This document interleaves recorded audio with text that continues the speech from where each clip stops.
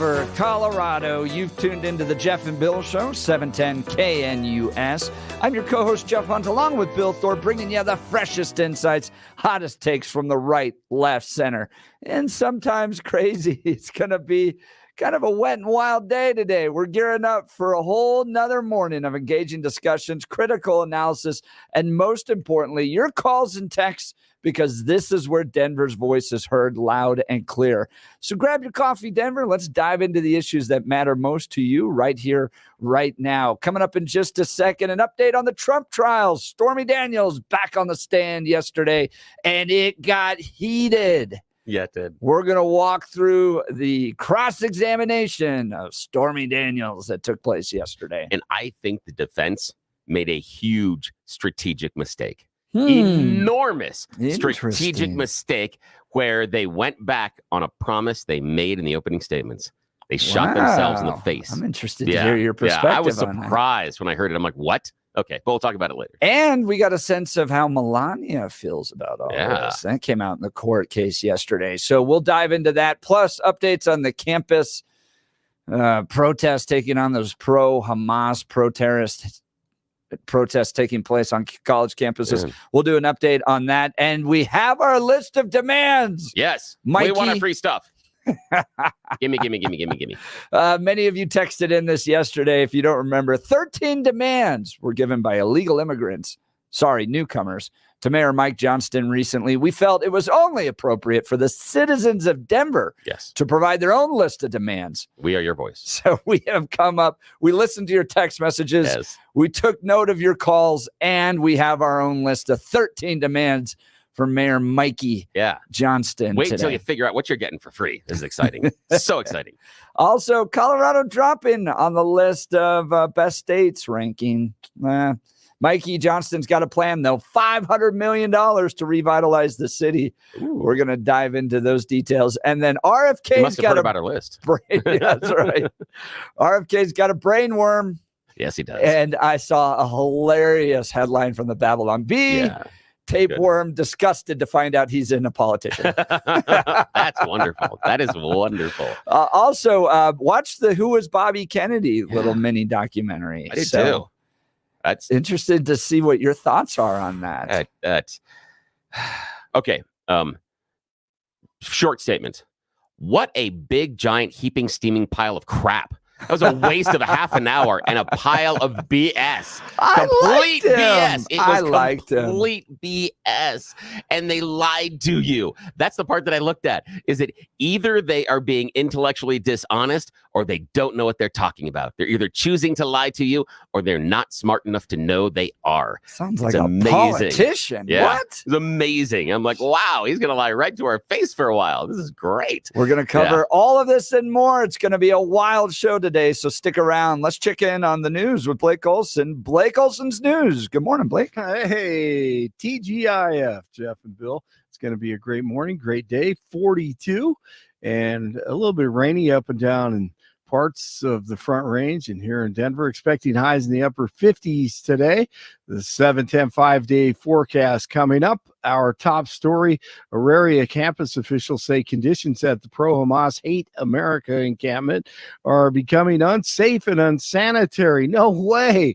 Officials have reportedly found human waste, weapons, and evidence of drug use in the area. However, demonstrators say their protest is sober, nonviolent, and sanitary, and blame the non-student protesters coming onto the campus as a source of the issues. Officials say the number of student protesters has dropped from 50 to 35% since the demonstration began 2 weeks ago. Mayor Mike Johnston, as Jeff and Bill just talked about, he's announced plans to invest more than $500 million over the next decade to revitalize downtown Denver. The area has seen lower foot traffic, businesses closing, a lack of new housing, and a 30% drop in visitors in recent years. I wonder why. City leaders hope to turn these trends around by using the throw money at it to build more housing options, provide more accessible and welcoming public spaces, and retain and attract more businesses. Jeff and Bill will talk about this later this morning.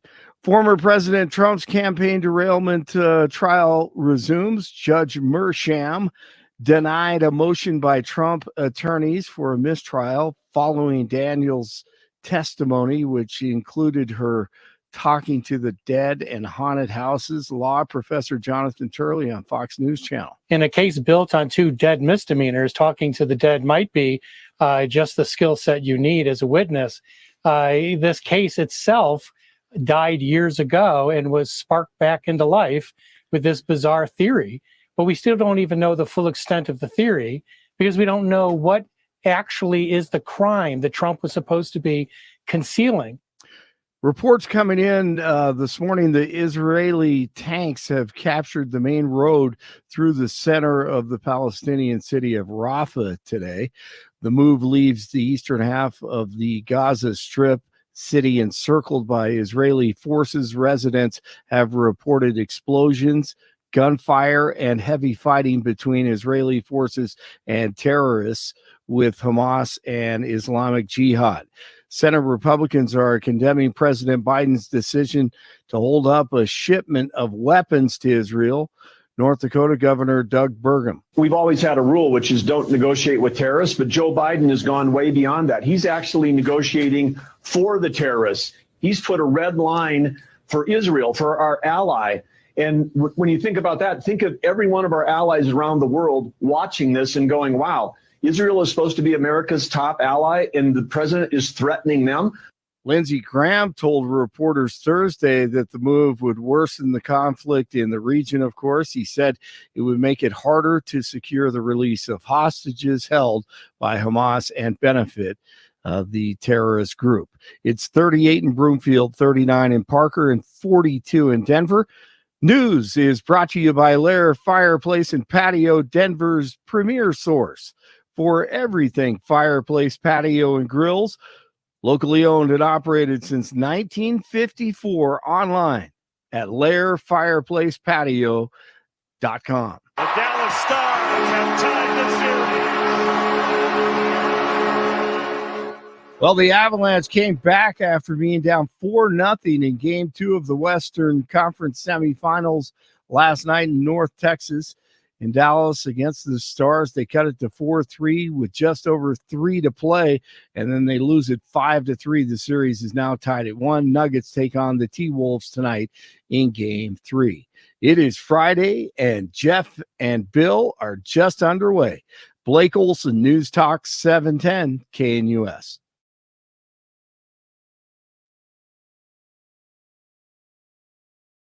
The 710 5-day forecast is calling for a mixed bag this weekend weather-wise.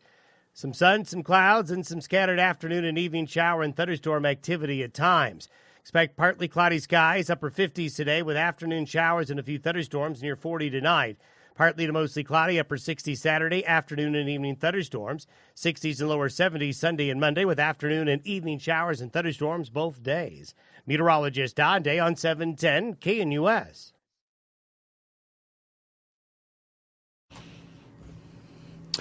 All right, we're back covering the Trump trials. Yesterday, Stormy Daniels was cross-examined by Trump's attorneys. I almost feel like you can't use those words in the same sentence. Yeah. Stormy Daniels and cross-examined. It almost sounds inappropriate. It almost does. It really does. So what was the defense trying to do? They were going after a few different things. One, they wanted to try to get her kind of pinned down. I feel like you can't use that either. Yeah, I know. It's so awkward. There's all these double entendres. It's so bad. We're a bunch of middle school boys all of a sudden. Yes, we are. Pull a finger. So they wanted to get her that this was about money. Yeah. And it starts with kind of, well, I wanted to do a news conference, but no. And so Trump's attorney, Suzanne Nichols, questioned Stormy Daniels about whether she wanted to make money from her alleged sexual encounter with Donald Trump and if she specifically wanted money from Trump.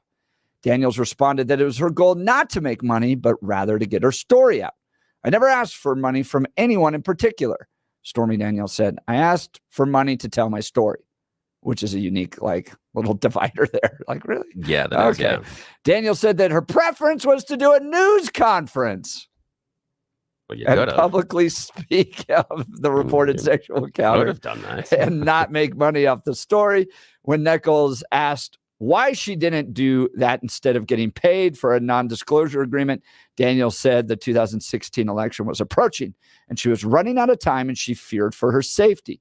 I chose to be safe. What? Daniels said, I chose to take the non-disclosure. Yeah, fucking weird.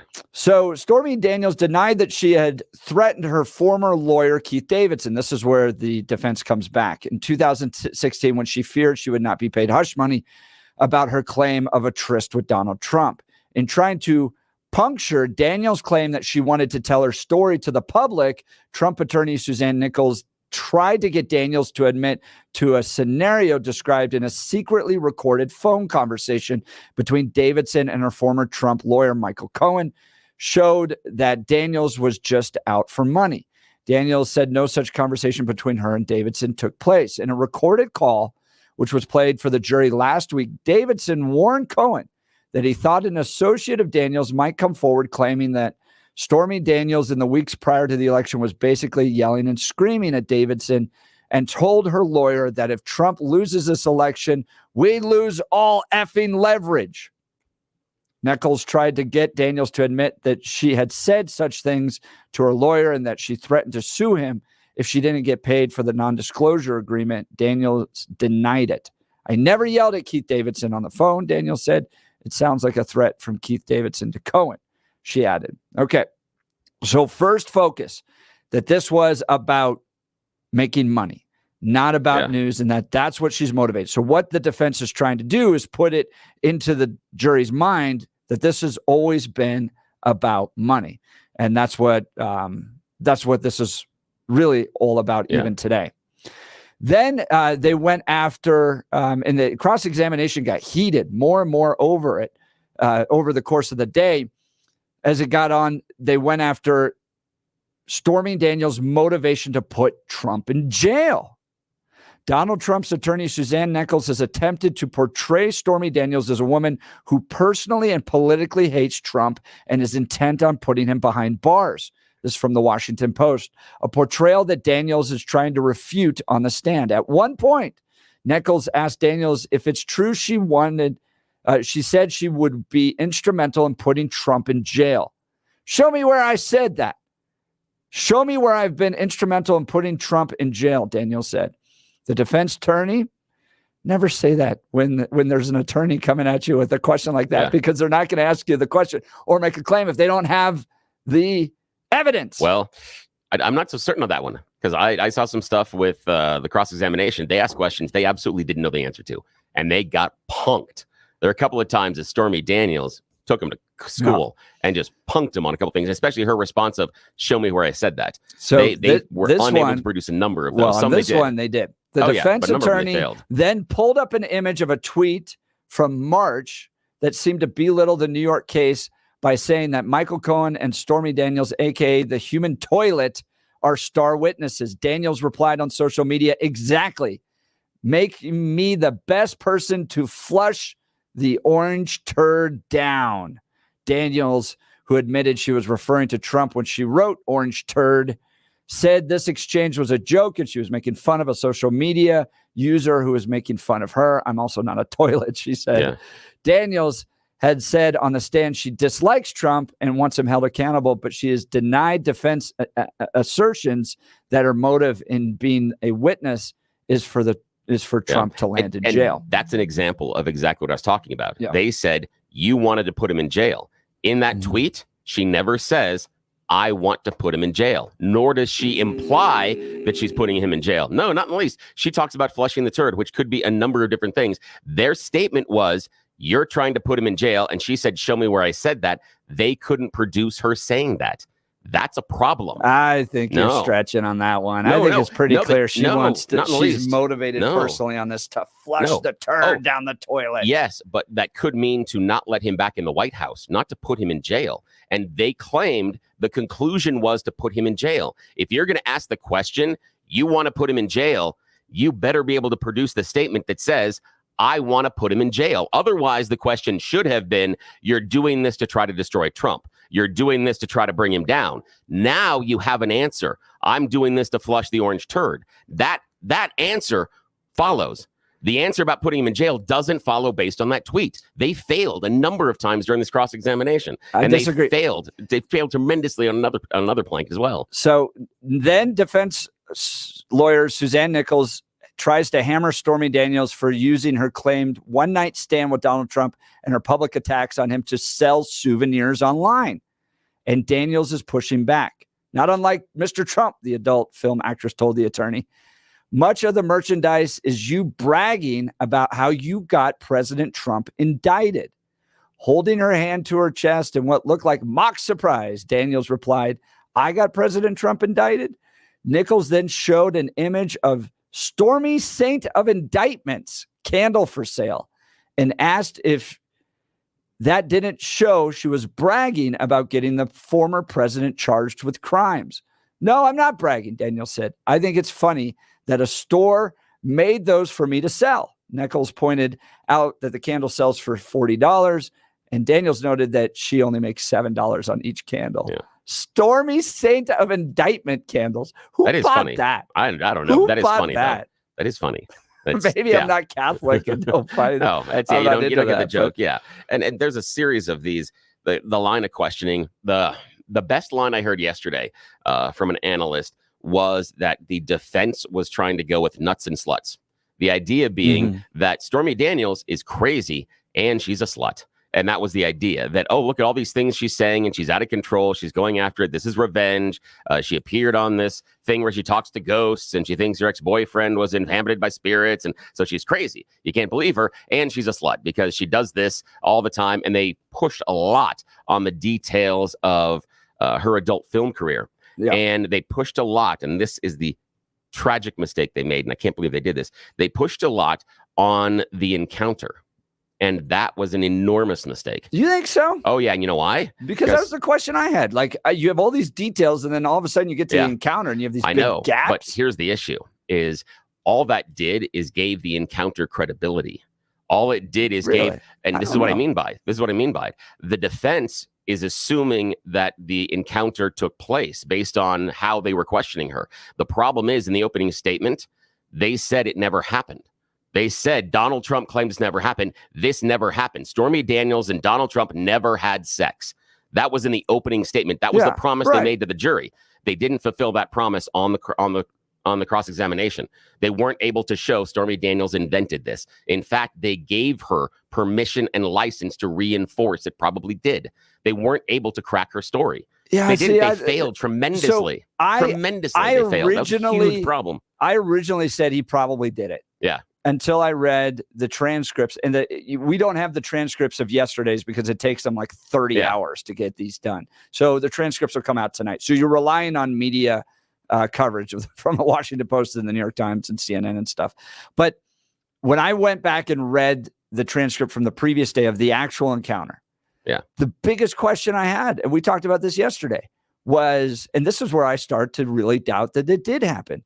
Because if I was a jury person sitting there listening to this, I'd be like, how did you have every detail of the floor, of the flowers, of the magazine, of every part of that, and then you get to the actual encounter and everything goes blank? Yeah.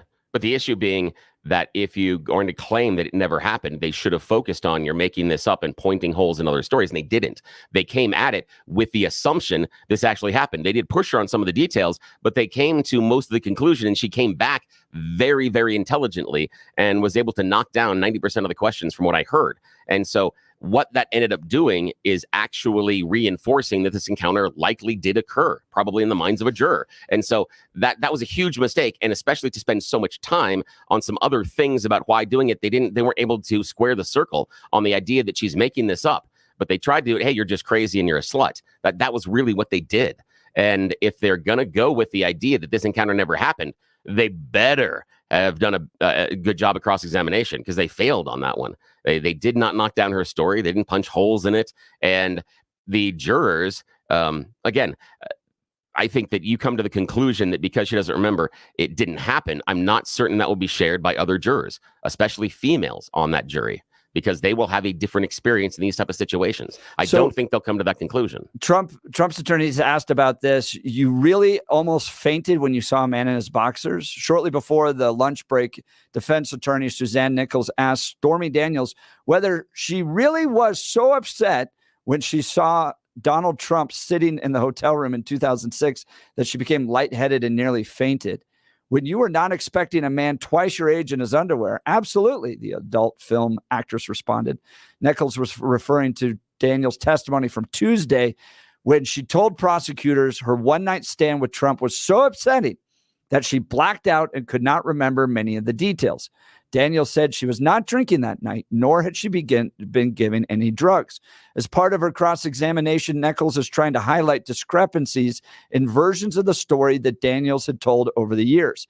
The attorney noted that Daniels had worked in sex-related industries to support herself since she was 17, had been involved in many pornographic films, suggesting to the jury that it seemed implausible she would be so frightened at the purported encounter with Trump. Yeah, that's a slut part of it. This was not the first time in your life that someone made a pass at you?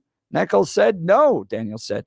But she told jurors it was the first time someone so much older and larger than her with a bodyguard standing outside had hit on her. Yeah. And you remember, think that's a viable answer? Yeah, absolutely. And remember, she's 27 at the time, too. That's different as well. And Trump is more than twice her age. You're having to talk about what a 27-year-old woman would do at that point. And when she walks out, and again, Trump is not President Trump at the time. Right. He is a TV star. He is a media mogul. He has one of the highest rated shows on television at that time. He is a billionaire. So when she walks out at the age of 27 and sees this older man that has been talking to her about TV, etc., and now he's got naked. Yeah. You don't think that she would have something come over? You don't think she'd go, wow, all right, it's cowboy time. Let's go. Saddle up. No, come on. What do you think? What do you think at any, even if she's an adult actress, what do you think at 27? I just don't buy it. I don't buy it, especially when you have all the details and then you get to that encounter. This is where I really start to doubt her story.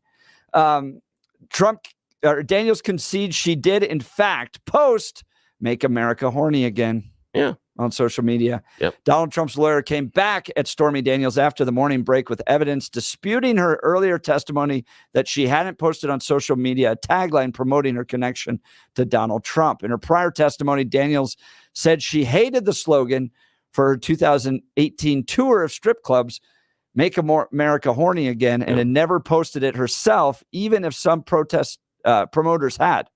Attorney Nichols then showed Daniels 2 Instagram posts of her using the slogan. It continues the defense's effort to convince the jury that Daniels is not a trustworthy witness. Yeah.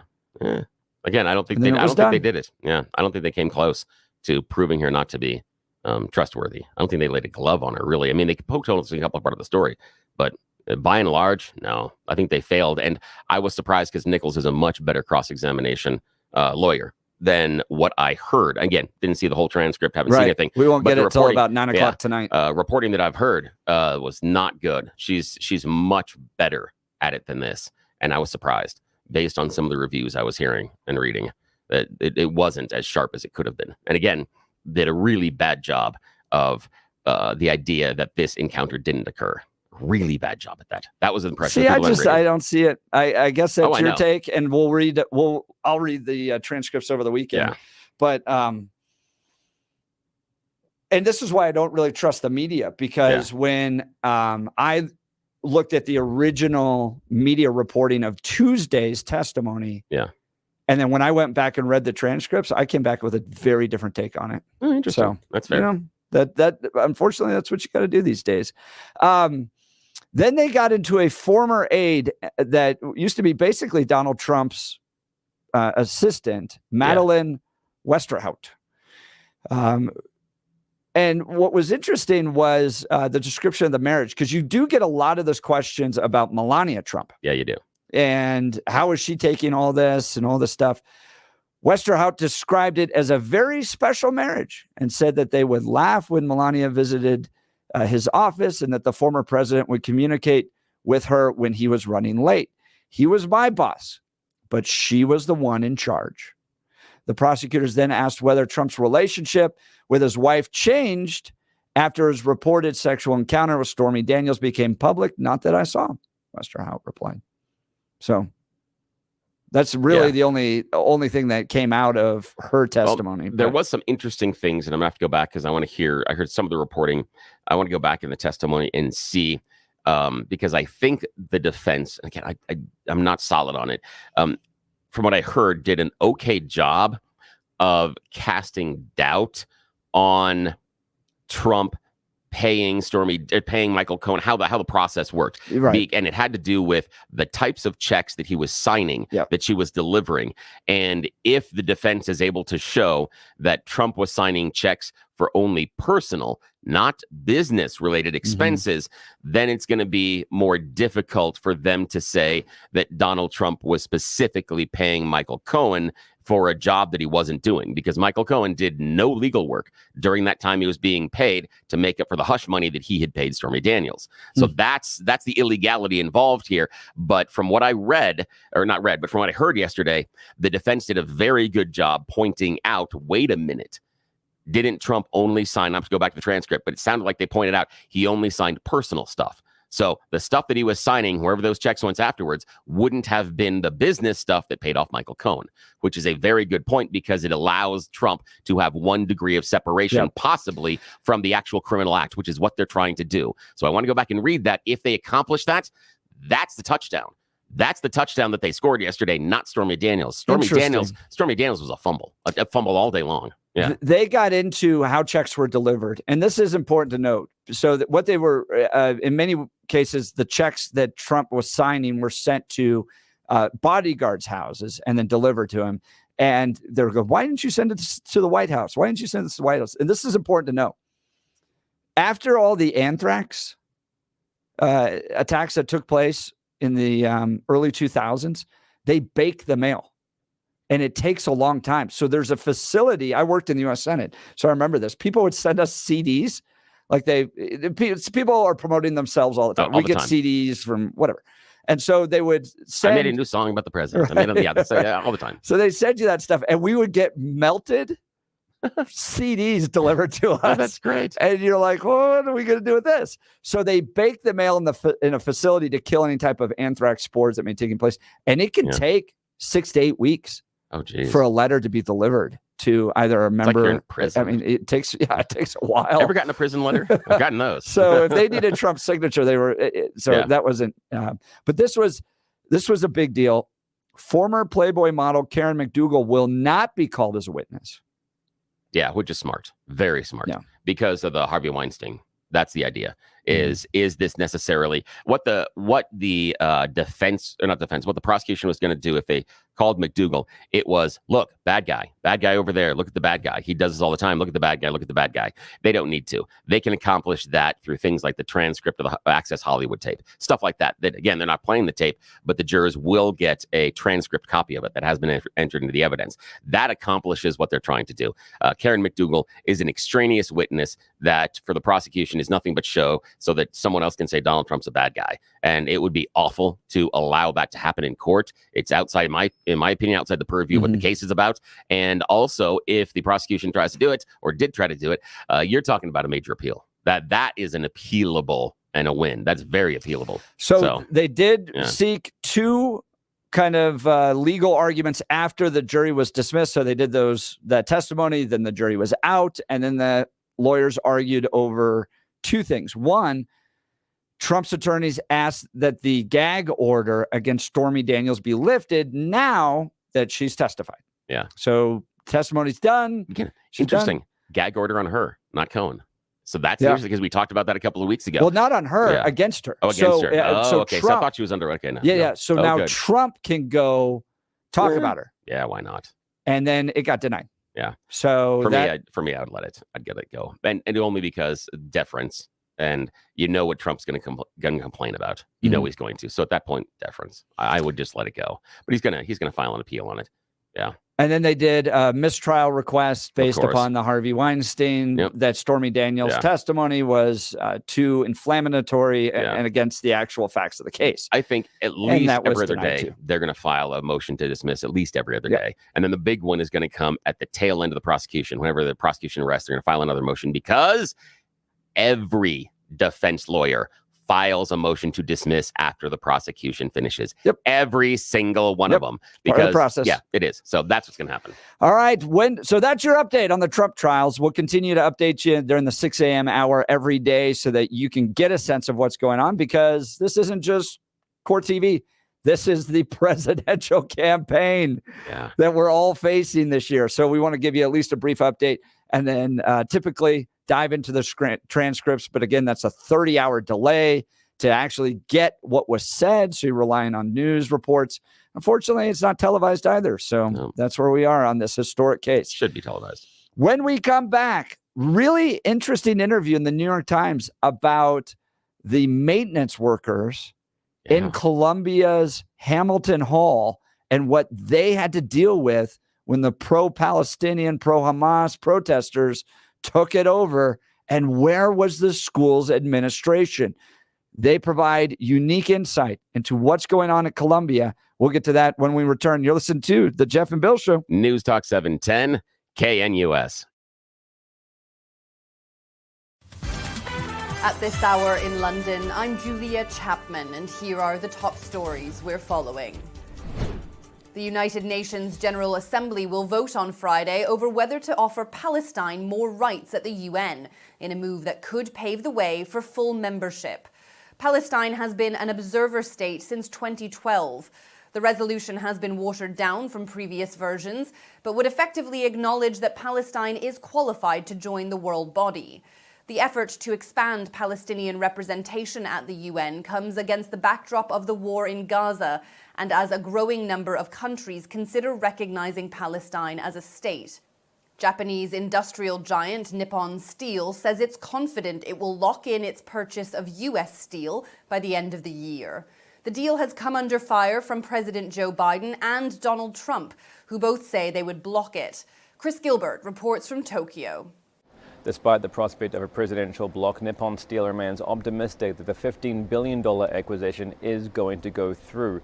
President Biden has promised the Steelworkers Union to keep the company in American hands, although analysts are saying the purchase could give U.S. Steel the much-needed shot of revenue it needs, with Nippon Steel promising to boost output and profits with every product being mined, melted, and made in the U.S.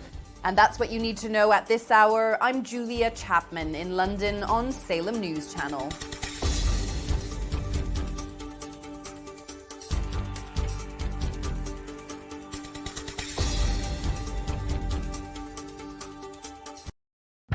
Want to take your favorite radio station wherever you go? Now, there's an app for that. No matter where you are, stream your favorite shows. Tap the app to listen to podcasts, text message your favorite local hosts, call the show, get the latest headlines, and enter contests to win prizes. All in the palm of your hand. Available now for iOS and Android devices in the App Store or Google Play. And best of all, it's free. Download today.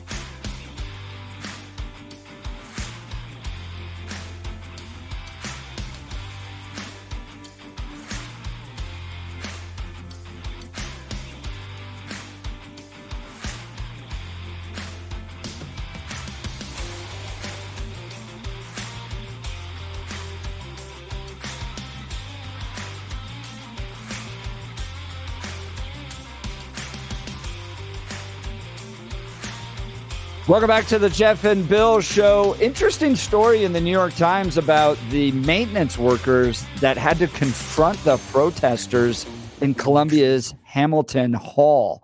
So, these folks have been protesting outside for days, weeks, that type of thing. And these maintenance workers were just kind of working along. Mariano Torres is his name. He's the one in kind of a famous picture that of shoving one of the protesters up against the wall as he was basically trying to protect the hall. And I was impressed that the New York Times did this. Yeah, I was too. Right? Like you would think that they would, just be purely in the kind of pro-Hamas camp. But and whoever in that newsroom, whoever came up with the idea, tip of the hat. That is a really cool idea because that's next level journalism. Like how did this impact? And to ask the people that were there inside, the maintenance workers, they didn't go talk to the students. They didn't talk to campus. They talked to the people that were directly impacted immediately. That was very intelligent, really smart. Mariano Torres, a maintenance worker at Columbia University, was cleaning on the third floor of Hamilton Hall in his signature Yankees cap one night last week when he heard a commotion downstairs. He said he figured it had something to do with the pro-Palestinian encampment on the lawn and kept working.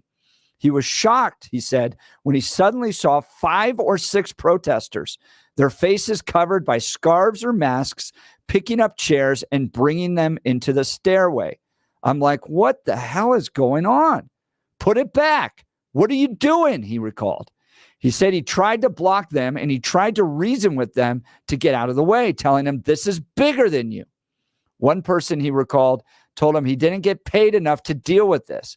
Someone tried to offer him a fistful of cash, but he said he replied, I don't want your money, dude. Just get out of the building. It was the beginning of what would be a frightening time for Mr. Torres, who goes by Mario, and 2 other maintenance workers in Hamilton Hall who were inside when pro-Palestinian protesters at Columbia took over the building. Just as upsetting as their encounter with the protesters, the 3 workers recounted in interviews this week was their feeling that the university had not done enough to prevent the attack or to help them once the building was under siege. I cannot believe they let this happen, Mr. Torres said. That is a hell of an indictment. Yeah.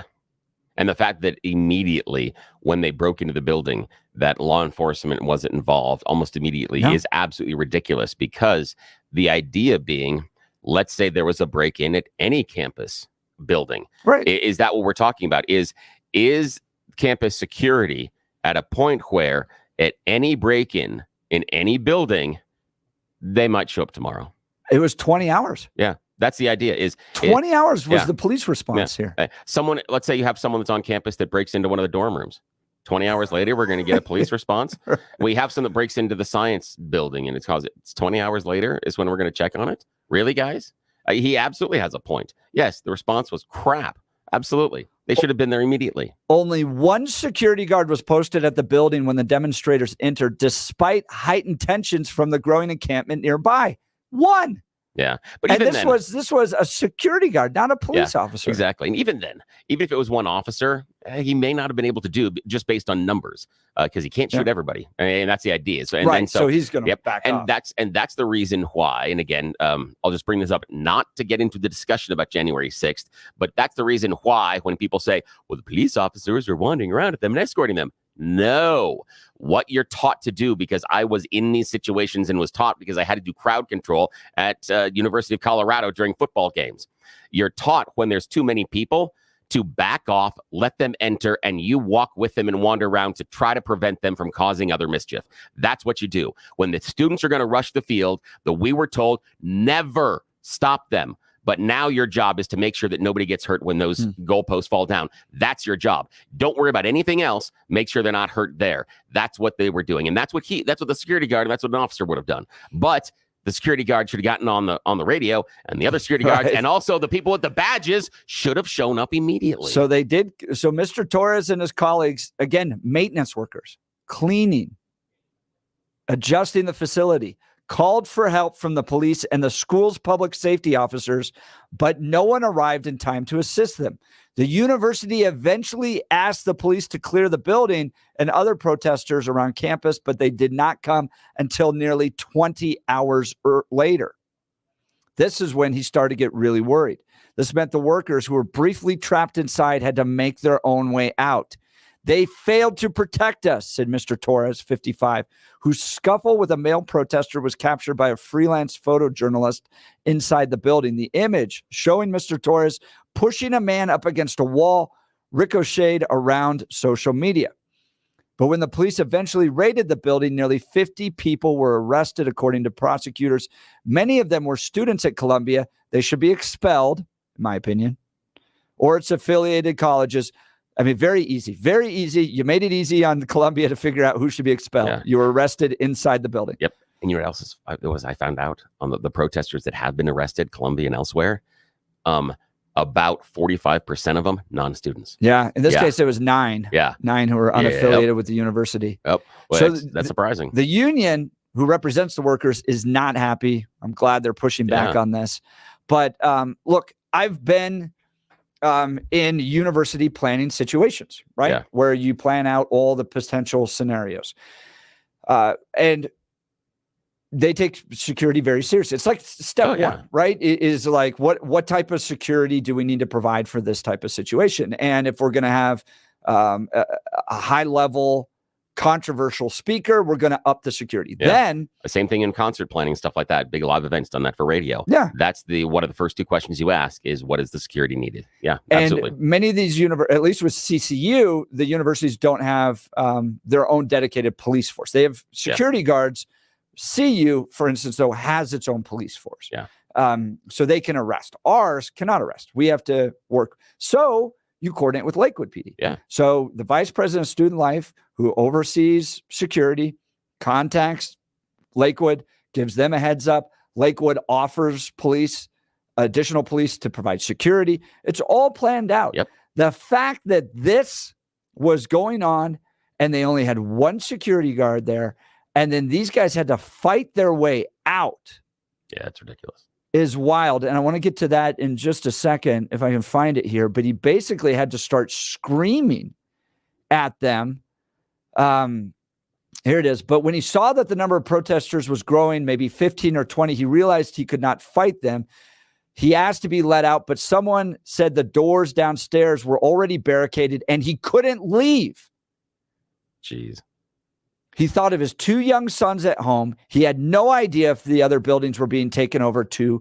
Fear made him crazy, he said. He grabbed an older protester, ripped off his sweatshirt and mask, demanding to be let out.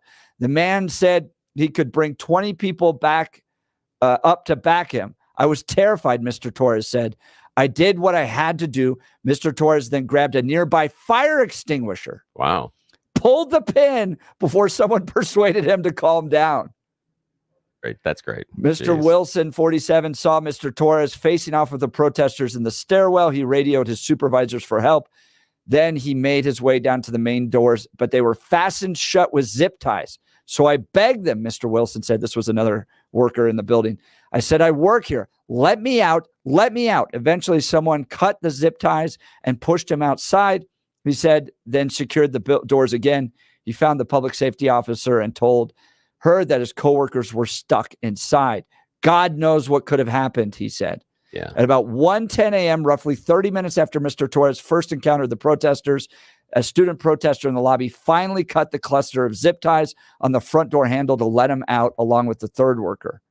And here's the thing that really annoys me about that, and I'm trying to be calm about this. That as soon as Mr. Wilson comes out, the other worker, as soon as he gets out and he talks to the resource officer that's there and expresses that there are workers inside of the building that are employed by the school and they can't get out and are not allowed out, that's a different level. That's like a hostage. Exactly situation. Where I'm thinking. And that's why police should have shown up and gone in there immediately. Yeah. And that's the phone call or the radio message you make. You say, we have employees that are not allowed to leave that are in that building. We need them out.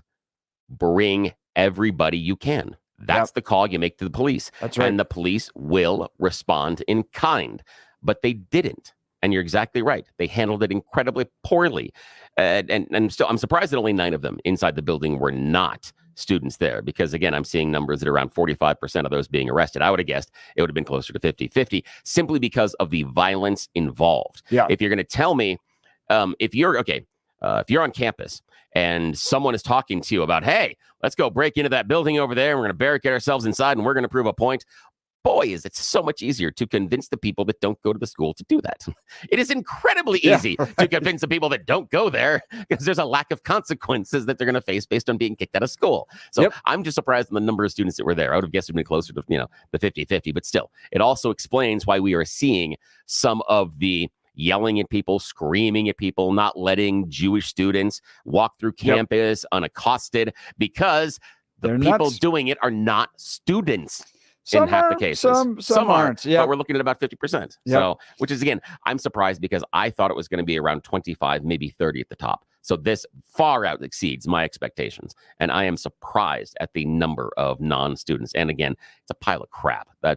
Don't tell me it's a student protest if 45% of y'all aren't students. That's not it. Protest consultants. All right. Exactly. When we come back, you choose the news. You're listening to the Jeff and Bill Show. News Talk 710 KNUS.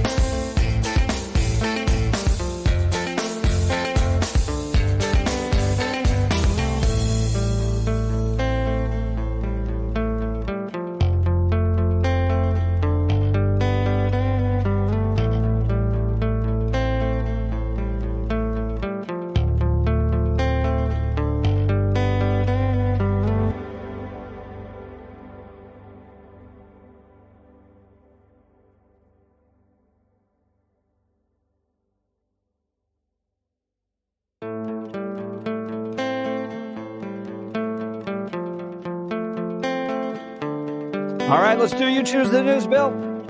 Yes, it is that time of the week in which we play everybody's favorite fake radio news game show, but it is the loser edition. Man, you are one pathetic loser. Loser! Let's go. Loser! You're a loser! The Losers Club. Bunch of losers. You're such a loser. You made me feel like a loser! She's a loser. You are such a loser.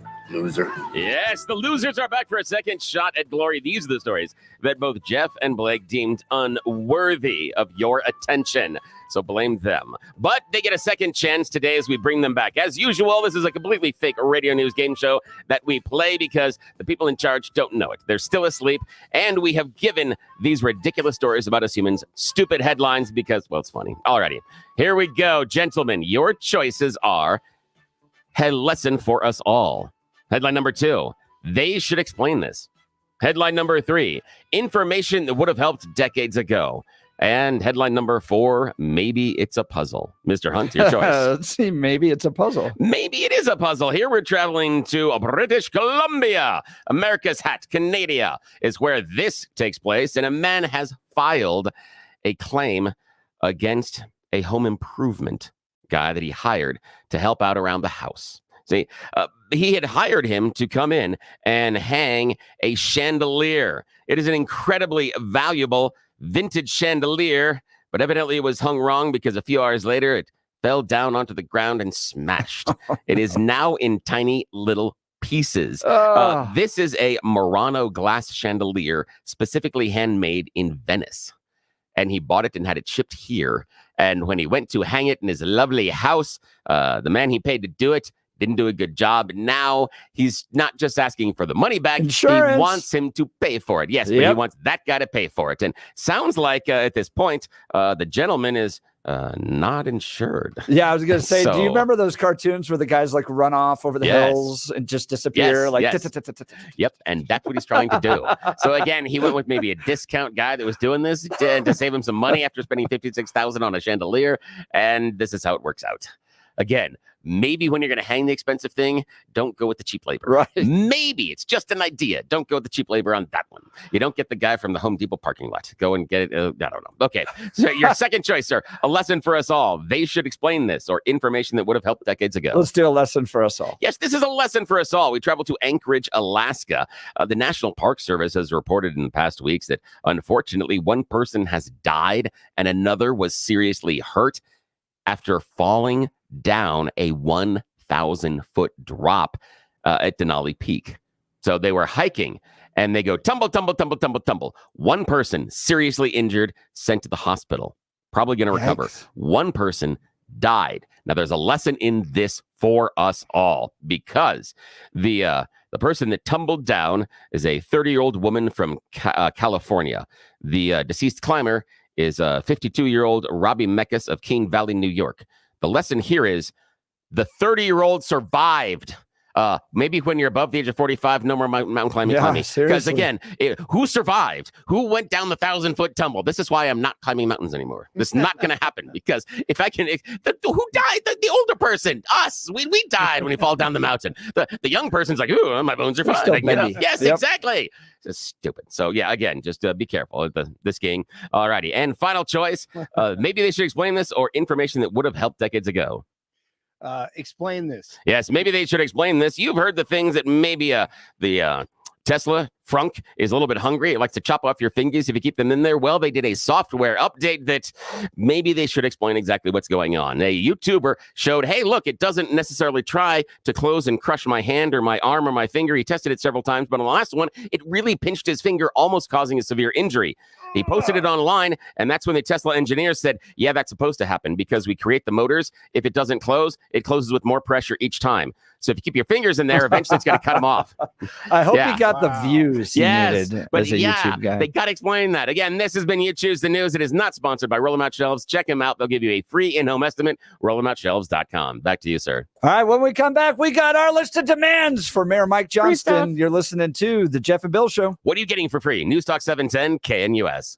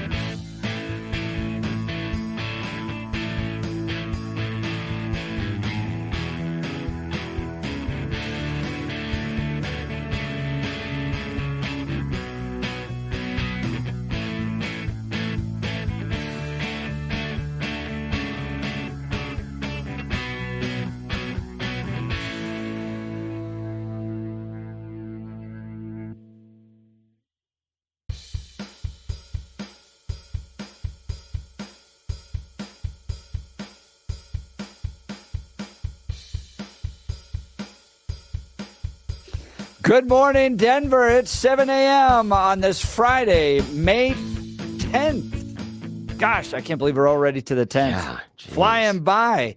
Good morning. You have tuned into the Jeff and Bill Show, 710 KNUS. I'm your co-host, Jeff Hunt, along with Bill Thorpe, bringing you the freshest insights, hottest takes from the right, left, center. And sometimes it's crazy. Our good friend Richard Holtorf is going viral on Twitter right now with remarks he made about Ken Buck. Oh, that was so yesterday. good yesterday. So if you want to go So listen good. to that, Holtorf is just a ton of fun. Yeah, he is. You can go to my X account at Jeff Hunt and listen to it there. Yeah, and give Jeff a follow. He does some really good, cool things throughout the day. Me, I never tweet. I just don't. I am a lurker. I don't do it. It's just not my thing because my experience on Twitter is you say something and people yell at you. So I get enough of that. Yeah. I have 4 and then kids. you just block them. Yeah. I get 4 kids. I have enough people in my life telling me I'm wrong. I don't need more. We're gearing up for a whole nother hour of engaging discussions, critical analysis, and most importantly, your calls and texts, because this is where Denver's voice is heard loud and clear. So grab a cup of coffee, Denver. It's Friday. Spice that coffee up, and let's dive into the issues that matter most to you right here, right now. When we come back from the news in just a second, we're going to present our list of demands Free stuff to Mayor Mikey Johnston. Earlier this week, a group of migrants sent a list, 13 demands to the mayor. These are illegal immigrants living homelessly in the city, and they had some words for Mayor Mikey. Well, we didn't think it was fair that illegal immigrants get to send their demands. We want to send our demands too. So we asked you to text in, call. We've compiled that all. We did some thinking. Yes. We did some drinking.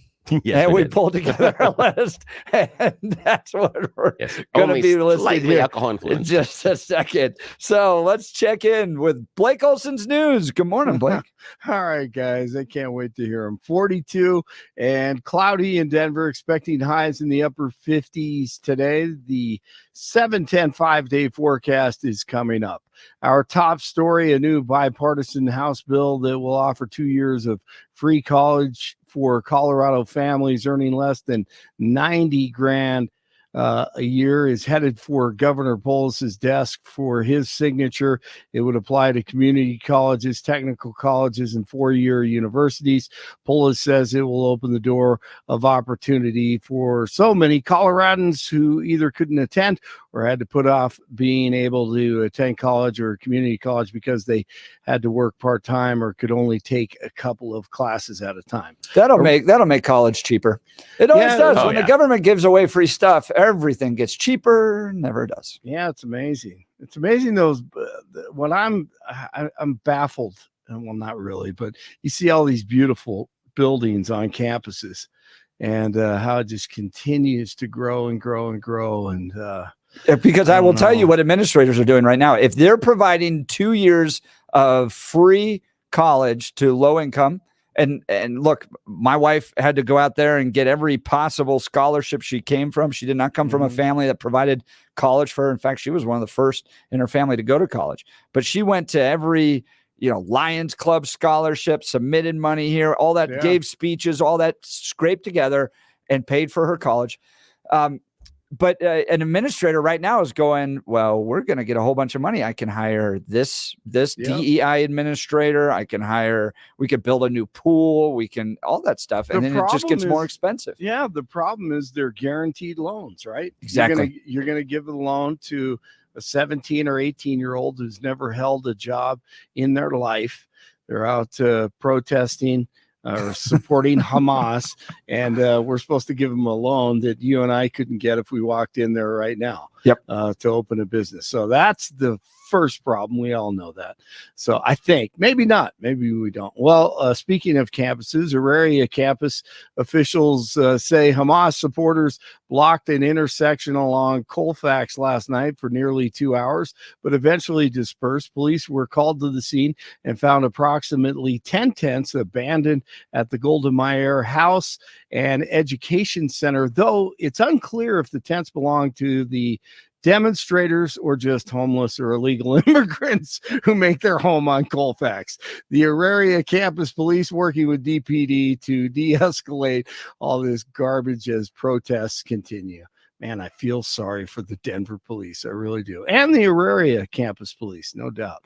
Mayor Mike Johnston has announced plans to invest more than $500 million over the next decade to revitalize downtown Denver. Our vision is to create the fastest growing economic engine in the West, but one that also brings a more diversified central neighborhood district where people of all ages and incomes can make their home. Clean up the city first, get tough on crime, don't enable drug addicts, illegal immigrants, tent cities, and maybe there's a chance. Blake, here we go again. Blake, let's throw money at it. You absolutely would make a better mayor than this joker, because here it's a simple math equation. Okay. It's a law of physics that families and drug users will not occupy the same space. Thank you. They just won't. They will. So you have to pick one of them. And as the leader, and so if you're like, well, we're just going to allow people to sit around and shoot up and have a needle injection site and all that stuff. Family, you don't even have to force the families out. Families are like, we're not going there. We're not going down there. So they will self-select out. Now, if you have a whole bunch of families around and you have law enforcement to protect those families, guess who's not going to be there? Right. Drug users, addicts, pimps, and thieves. So they're going to leave. So this is not complicated. No. All it would take is the mayor going, we're just like you said, Blake, we're cleaning out the riffraff. Yep. And we're going to allow families to come back in, and you don't have to, here's the secret, you don't have to spend $500 million to do that. Amazing. Let's get a scrub brush and let's start with the graffiti. How about that? There you go. Former President Trump's campaign derailment trial resumes. Judge Mersham denied a motion by Trump's attorneys for a mistrial following Stormy Daniels' testimony, which included her talking to the dead, I guess, and haunted houses. Trump talked to Telemundo 51 in Miami about the trial. Love it. Well, it seems to be working because I'm leading in all of the polls. I'm leading in all of the swing states. I have a family, and the family doesn't like hearing this kind of stuff. So I think family is very difficult. But it's just something you have to get through and you have to do, and you go through it like I go through other things. Okay, reports are coming in that Israeli tanks have captured the main road through the center of the Palestinian city of Rafah today. The move leaves the eastern half of the Gaza Strip encircled by Israeli forces. Residents have reported explosions, gunfire, and heavy fighting between Israeli forces and terrorists with Hamas and Islamic Jihad. It's 39 in Lafayette, 40 in Littleton, and 42 in Denver. Nice lot, Lehkonen. Got the shot. He scores! Arturi Lehkonen! Maybe a tip out in front. We'll see. Avalanche come back after being down 4-0 in Game 2 of the Western Conference semis last night in Dallas. They cut it to 4-3 with just over 3 minutes to play and then lose to the Stars. The series is tied at 1. Nuggets take on the T-Wolves tonight in Game 2. They're down 2-0. Longtime CBS 4 journalist Rick Salinger dies at the age of 74. Man, he did great work. Man. Prayers out to his family. I really enjoyed him. He's one of those old school journalists who, I mean, he did everything. Dude. Wait, he didn't make up stuff about people on Twitter? Right. No fake dog fights or nothing. Imagine that. Wow, Channel 9, maybe take a hint. Right.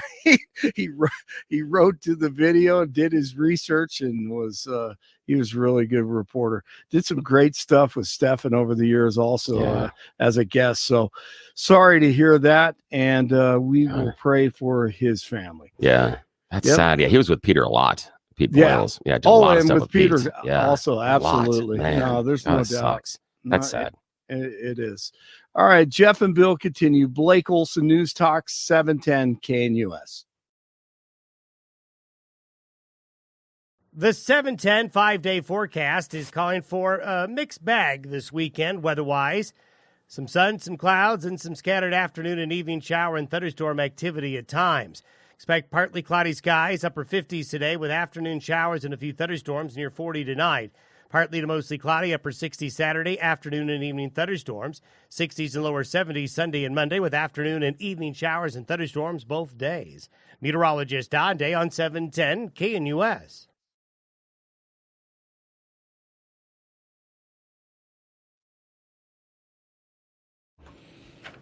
All right, let's go to the phone lines. Frank in Denver, you're on the Jeff and Bill Show, News Talk 710 KNUS. Good morning, Frank. Good morning. Thanks for holding. Hey, good morning, TGIF. Hey, Billy said I got to talk about the riots. I'd rather talk about something else, but the riots are fine. The one thing just left out of this conversation so far in general, not just on your show, is that this is 100% the baby-killing Democrats. And it started in, 2018, and it's been going on ever since. And it mirrors what happened in when I was in high school in Madison, Wisconsin, my alma mater. And, and what's going to happen next is, and this is really for you, Will, probably, or Jeff, rather, is that the Democrats are going to yank Biden and put in, slide in somebody else.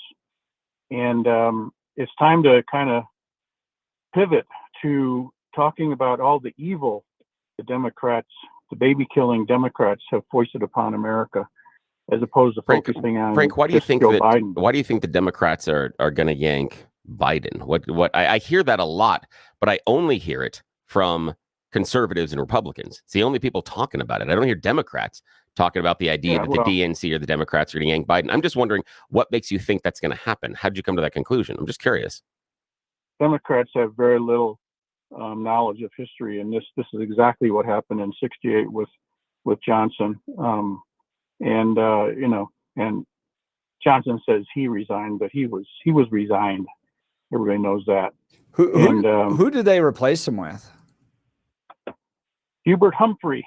And no, I'm talking about Biden. Who did they replace Biden with? Biden. Because that's part of the calculation where, if you had a really great vice president, maybe. No, and it's not going to be her. She's worse than him. But if I had to guess, I would say JFK Jr. RFK Jr. Most important.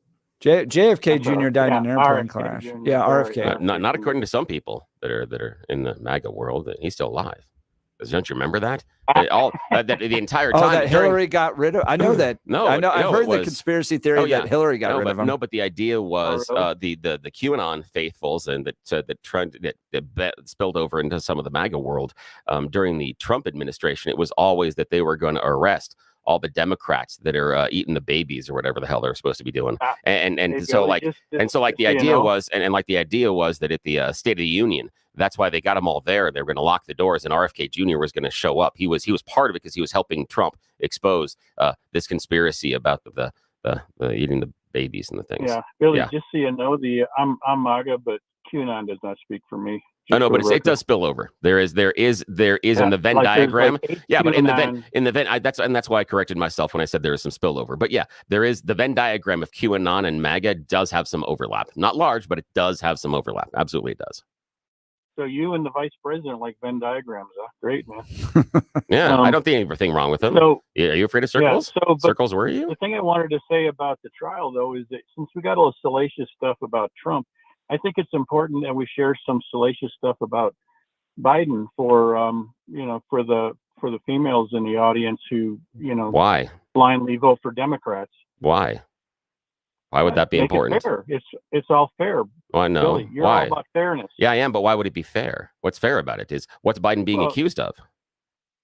He's not being accused of this.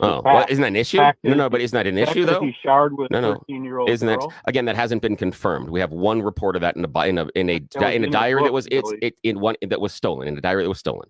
We have no confirmation of it. We have no confirmation of it. Number two, he shacked up with his current wife, Dr. Jill, while his then wife was dying of cancer in the hospital.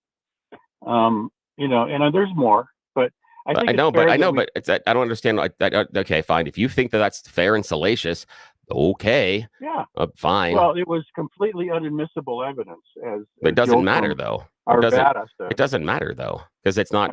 Joe Biden. Joe Biden's not on trial in New York, so it doesn't matter. I know it makes you feel better, but it doesn't matter. It matters to the electorate that they get informed. No, it matters to you.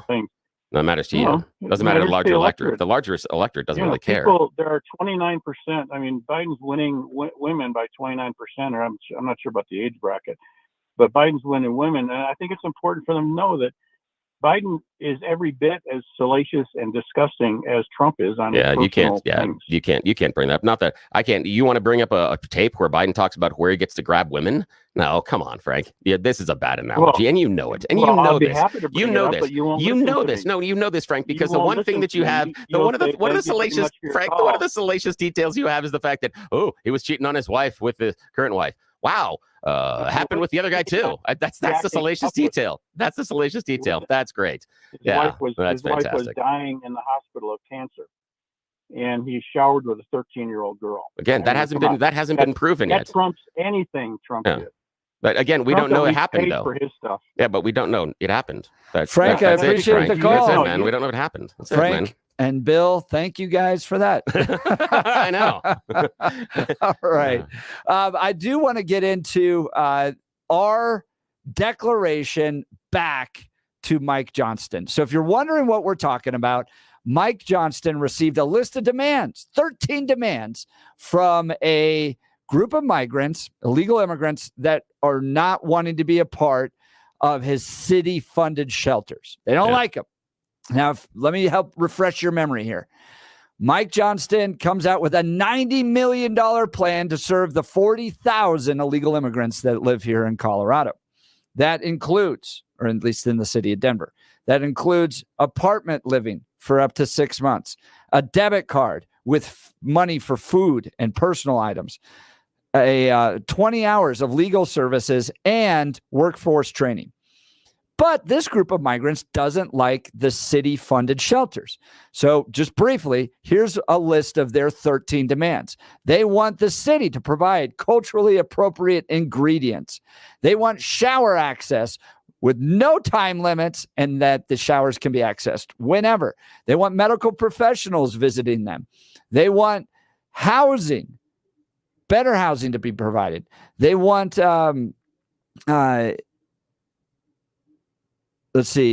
just process before anyone's kicked out. They want no sheriffs to be sleeping there anymore. So no sheriff security watching over them. They want consultations with free immigration lawyers. Many of this is already provided for them. They want privacy for their families. They don't want to be separated. They want to meet directly with the mayor, and they want them to sign and agree to this list of demands. Now, we went through that yesterday and got your calls, and we felt that it was not fair, ladies and gentlemen, that only illegal immigrants get to demand the mayor provide things for them. We wanted to provide our own list of demands, and so we asked you to text in, and many of you texted in entire lists, which I loved. You took the time to do that, and to call in and to provide some ideas for us. And so we compiled those all together. Hear ye, hear ye, hear ye, Mike Johnston. In light of the 13 demands from illegal immigrants, newcomers to Mayor Mike Johnston recently, we felt it was only appropriate for the citizens of Denver to provide their own list of demands. We understand that the mayor is prioritizing homeless illegal immigrants over the citizens of Denver. So we're willing, on your behalf, listeners of 710 KNUS, to become homeless newcomers ourselves if it will result in the following demands being met. We will make the sacrifice. We care that much. If you'll meet with us and then sign this. Yes. Listeners of 710 KNUS, citizens of the city of Denver, demand from Mayor Mike Johnston. Number one. Yes. We want to force Rockies owner Dick Mumford to actually field a major league team. Please do that. Please. It really would help. We're tired of playing minor league baseball against the majors here in Denver, Colorado. We have a beautiful ballpark. It is fantastic to be there. Team sucks and has for a long time. Stop it. This is ridiculous. You got to exercise that power. Alrighty. Number two demand. We want to remove those stupid little white poles from all over the city streets, especially downtown. They're dumb. You don't need them. They're stupid. Remove them now. It is so annoying to drive downtown and see those damn poles middle of the road. All of a sudden, poles. You're like, come on. They need to be gone. I'm done with them. Speaking of the roads, number 3 list of demands from listeners of 710 KNUS, citizens of the city of Denver. And maybe this should be the only job you actually do. Yes. Mikey Johnston. The only one. This guy came up with $500 million to try to prove.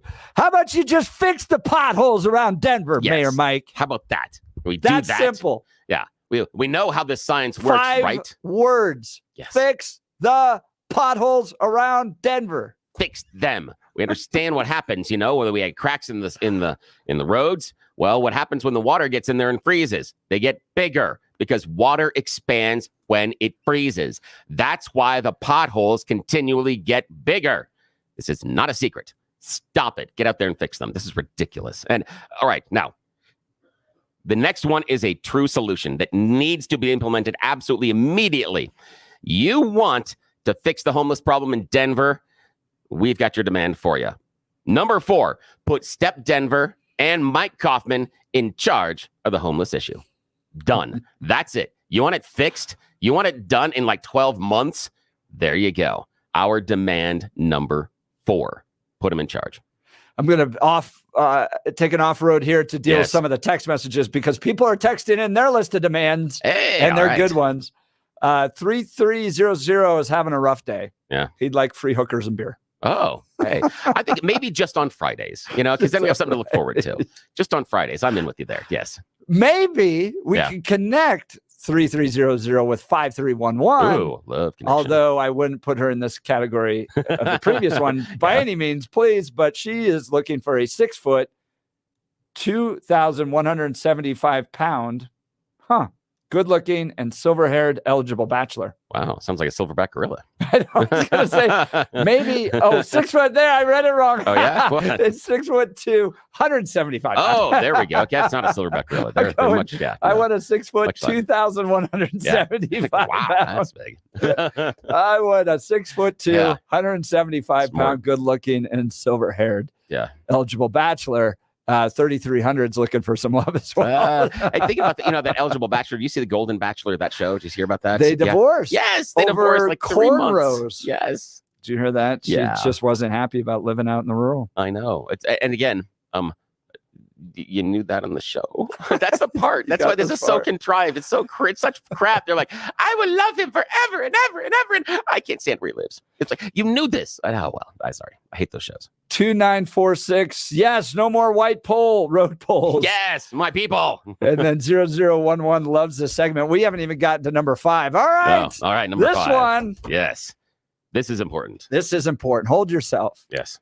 Bring back Blinky's fan club. Fun club. Sorry, I misread that. Yes, you did. I'm disappointed. Let's start over. Okay. Because I was on Blinky's Fun Club. You were. Listeners of 710 KNUS, citizens of the city of Denver, demand from Mayor Mike Johnston, number 5, bring back Blinky's Fun Club and make it mandatory for all birthday celebrations to sing the Blinky version of the song. Yes. Do you remember the version? Yes, it's Happy Birthday to you. There's a skip in there. It is so good and it's so unique. And it's that other song sucks.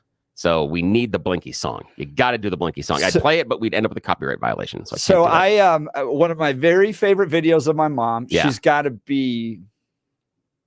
See, she's got to be in her early 40s. Yeah. And I was one of the little kids sitting there. Oh my God, that's great. And my mom, they bring the moms up. Yeah. And the moms would dance with Blinky. Yeah. And so I have video of my mom dancing with Blinky. It's absolutely one of my favorite videos. Oh my God, that's fantastic. And I love because Blinky's that traditional clown before we got into the bozo, because Blinky's the hobo clown. I mean, that's old school. I mean, he is old school classic clown and he's so good. And he was better than Bozo. Bozo was a freak. Yeah. 0631 would like free cruises for all. Excellent. There's a now nude cruise. So again, Janet, I don't know. Again, I want the sunscreen dispensary on that cruise. I am going to be a millionaire by the halfway point of the cruise. All right, you're up next, Bill. Yes, sir. All right. Number 6 of our demands. This is one close to our hearts. Put Stephen Tubbs in charge of addressing the fentanyl problem. That would actually solve it. Yes. That would actually solve it. Fix it. Yes, absolutely. He's got the power. He has the mind. He has the ability. And he now works with the DEA. He is the man that can solve the fentanyl problem in Denver. We are convinced of that, and we demand he be put in charge. He's got the new documentary coming out, Devastated. Yeah, so check all that about out that. on his accounts. All right, number 7, listeners of 710 KNUS, citizens of the city of Denver, demand from Mayor Mike Johnston free taquitos and 1 margarita with ID on Tuesdays. Yes. Taquito Tuesday needs to be a thing. Taquito Tuesday needs to be a thing in the city of Denver. It can't be Taco Tuesday because that's the Taco Bell went through a big lawsuit, so we're not doing that one. We're creating our own Taquito Tuesday. Yes, because that is okay. The city of Denver would be so much better. It'd be so much better. Yes. How happy people eating taquitos, drinking margaritas. Yes. Man. How cool would it be that you're like, oh God, it's the second day of the work week, but free margarita. That's a win. That is a win. We do that with the hookers and beer on Friday. Damn, best city in the entire country. That would be amazing. All righty. Our next one, our demand number 8. The mayor cannot go to the Super Bowl when the city is financially insolvent. You cannot do that. Sorry. Mayor Mike. Yes, you cannot do that. When we are underwater fiscally, you're not allowed to go to the Super Bowl. You need to auction off those tickets and put the money into the kitty. Stop it. No more. Take the tickets, yes, but then auction them off. Yes, absolutely. Make the money and put it towards the deficit spending that we're involved in. Absolutely. Stop it. I think we've got a little love match going on on the text here. Hey, right. Morning, boys. Personally, I'm looking for a rich widow with a bad cough. Hey, there we go. Love the bad cough part. That's nice. He's on the Anna Nicole Smith plan. Let's see if I can find the oldest billionaire possible and wait for them to die. Number 9, listeners of 710 KNUS, citizens of the city of Denver, demand from Mayor Mike Johnston. This might be my favorite. This would be your favorite. Yes. Once a year, the mayor needs to run through Civic Center Park in his or her underwear just to keep them humble. Yes. And voters are allowed to line the routes and throw water balloons at them. Yes. Why don't you read that last part there? And of the water balloons, 100% of the proceeds will be going to fixing the potholes. See? We made a demand at number 3, and now we're solving it. We're giving them the money to fix the potholes. We're helping. We're about solutions. That's why you listen to the show. What if we combine this? Mayor Mike runs through Civic Center Park in his underwear.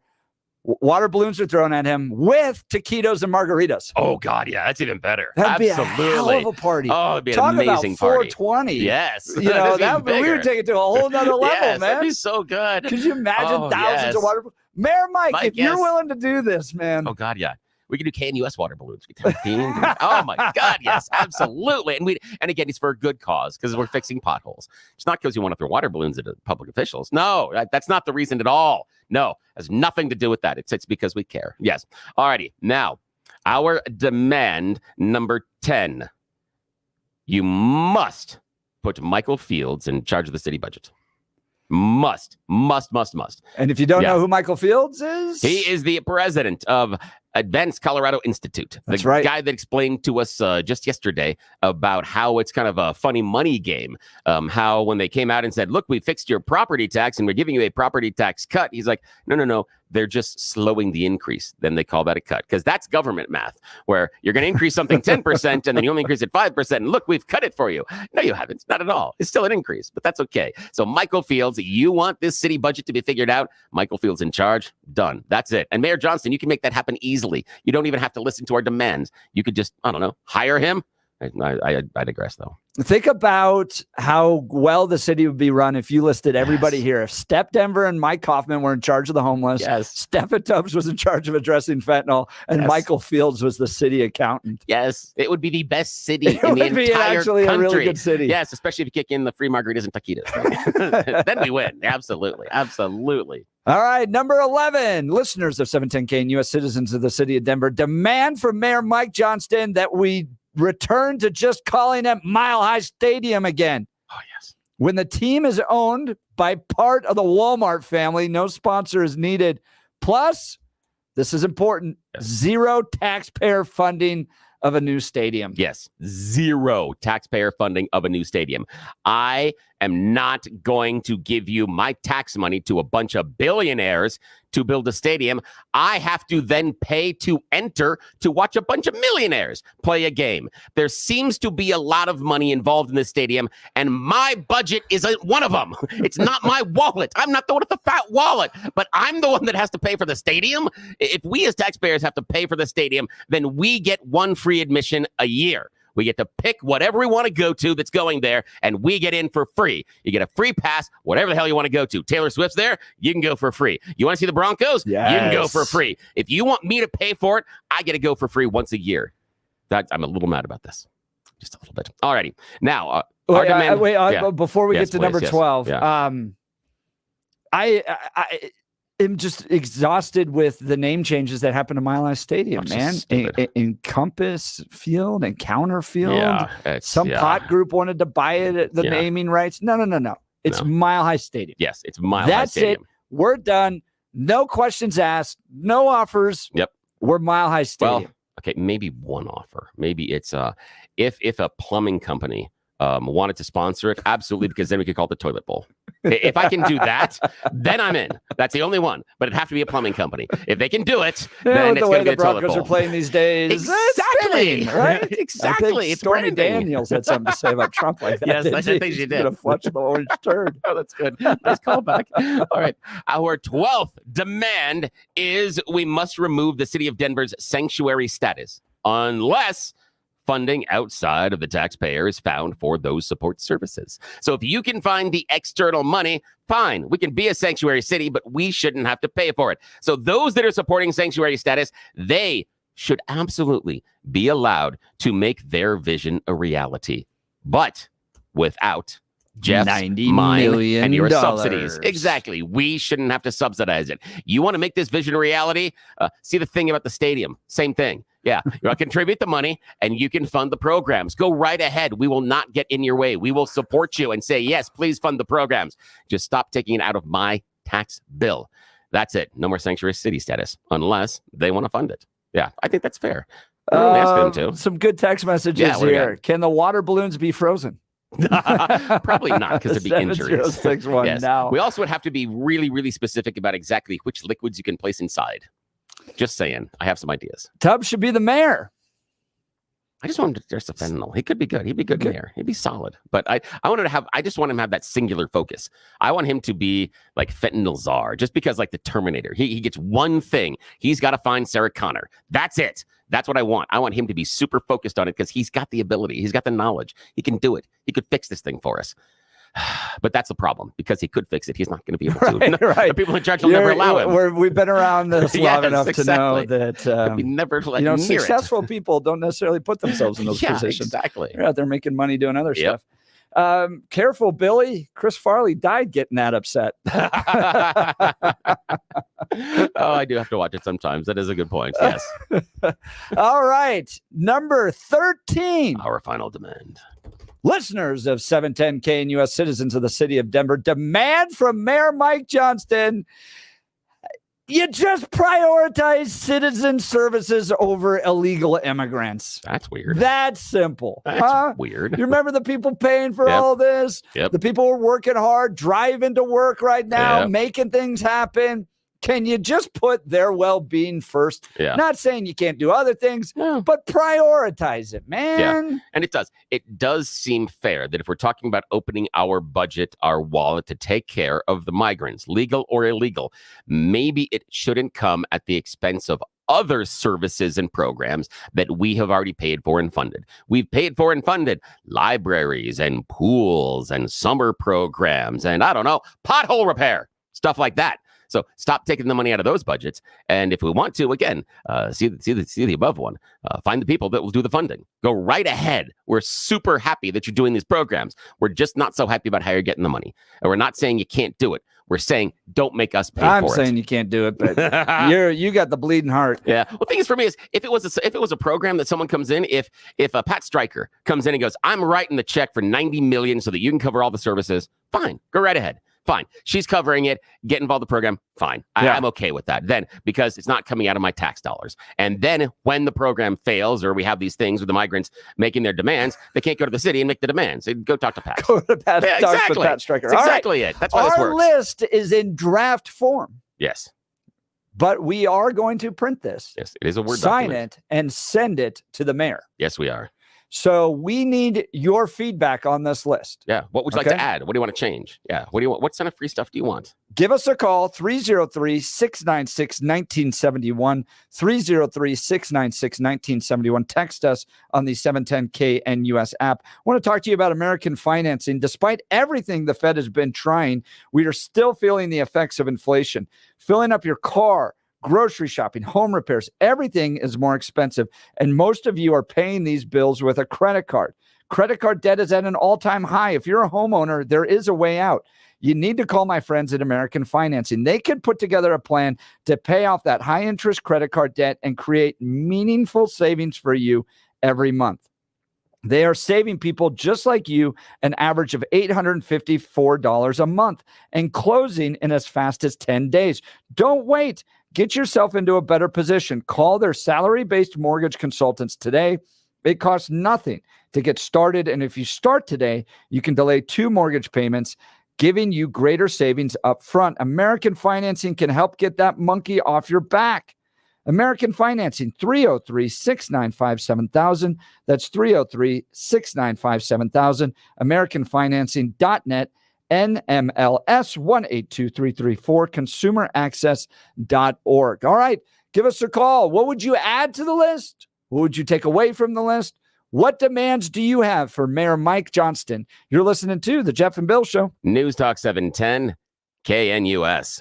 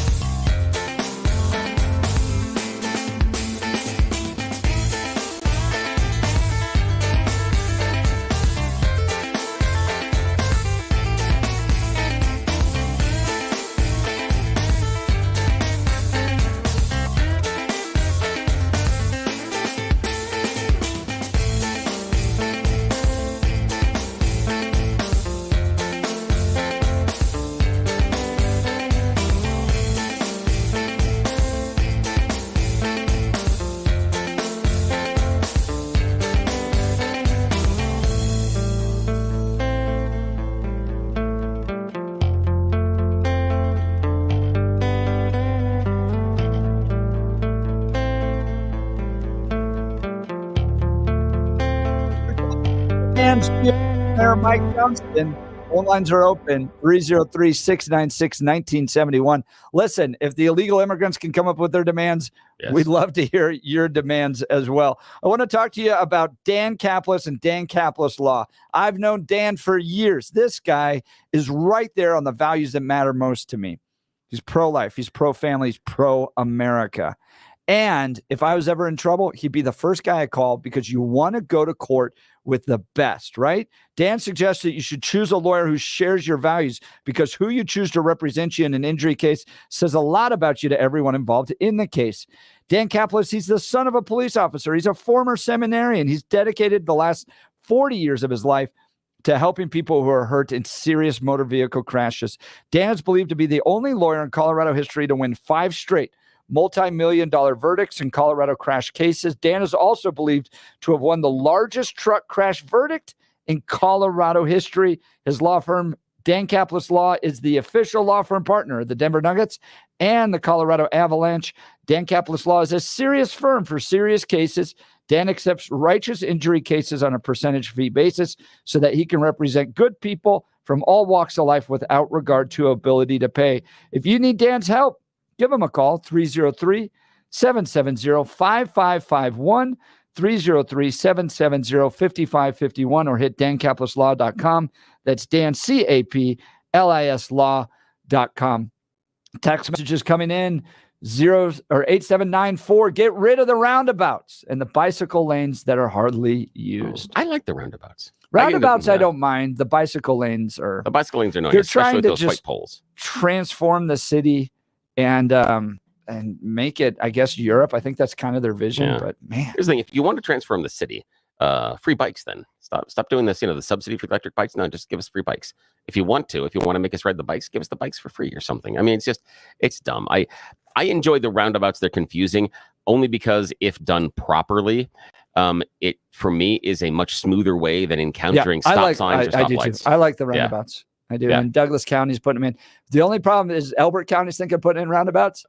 Which doesn't work with horse trailers. Not at all. And you're absolutely right, because it's too big. Too big. Yeah, you can't make that circle. That is awful. Yep. That is Can't do horrible. that. Listen to me, county commissioners. Don't put in the roundabouts in Elbert County. All right. We'll continue with your calls and texts. You're listening to the Jeff and Bill Show. News Talk 710 KNUS.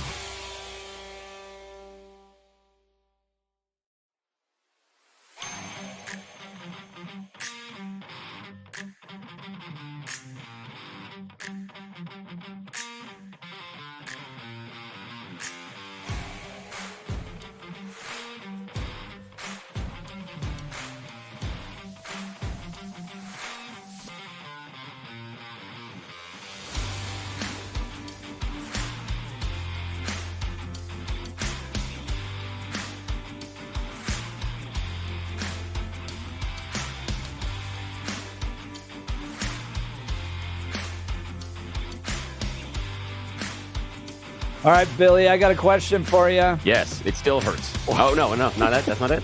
Here's Trump on liberals. Has anyone ever noticed that there's just no happiness on the left? They're not happy. They're not happy people, and for good reason. Thank you very much. Has he ever considered that maybe it's his fault? maybe he's the reason. I love you into the speech that way. That's funny. That they're just not happy, though. I don't know. Have you ever noticed they're just not happy? Thank you very much. I know, thank you very much. That was good. That is really good. Do you feel like the left's not as happy? Nah, no, I think they're. I feel like they're seem like miserable people, man. Really? So I don't at all. I see it in different pockets. I see the liberals and the people that I know in my life that are liberals unhappy about certain things, and I see conservatives really unhappy about other things. I mean, it's the conservatives. I mean, we talk about complaints about the communist Marxist takeover, the wokeism, the DEI. I mean, if we had to talk about who on the phone lines would call in and say that we're this close to a civil war and I need to pick up my gun and start shooting people, it's going to be the people that are on the conservative side of the aisle. That's not happiness. That is not happiness. Now, I think the liberals are more focused on larger, esoteric at times issues where, oh my God, and it is an issue based on climate change, but oh my God, the world's about to burn. We're all going to die. No. Help me pay for my groceries. That if you want to worry about it, worry there. I feel that sometimes they're too concerned about the larger, expansive things that we all should be this one community and come together. And the oceans are rising. Exactly. That kind of a thing where, no. Worry about my budget. I need my wages to rise. Let's focus on that. And then we'll worry about the oceans. Just personally. That's me. Classic Trump.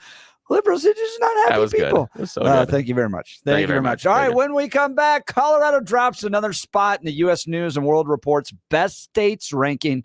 What do we need to do to fix it? You're listening to The Jeff and Bill Show. Great. Something else not to be happy about. News Talk 710 KNUS.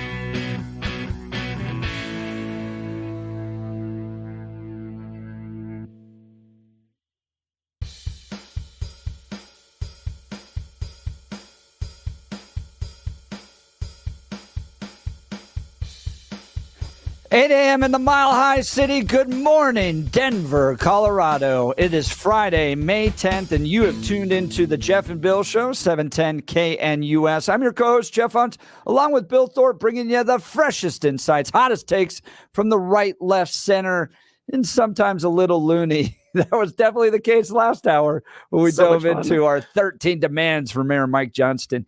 It's another beautiful day in America's greatest city, and we're gearing up for a whole nother hour of engaging discussions, critical analysis, and most importantly, your calls and texts, because this is where Denver's voice is heard loud and clear. So get another cup of coffee, Denver, and let's dive into the issues that matter most to you right here, right now. Yeah, we're getting you margaritas. Yes, taquitos and margaritas and water balloons to be thrown at Mike Johnston while he runs in his underwear down Civic Center Park. If you're wondering what we're talking about, that actually was a conversation. Yes, it was. We actually talked about it.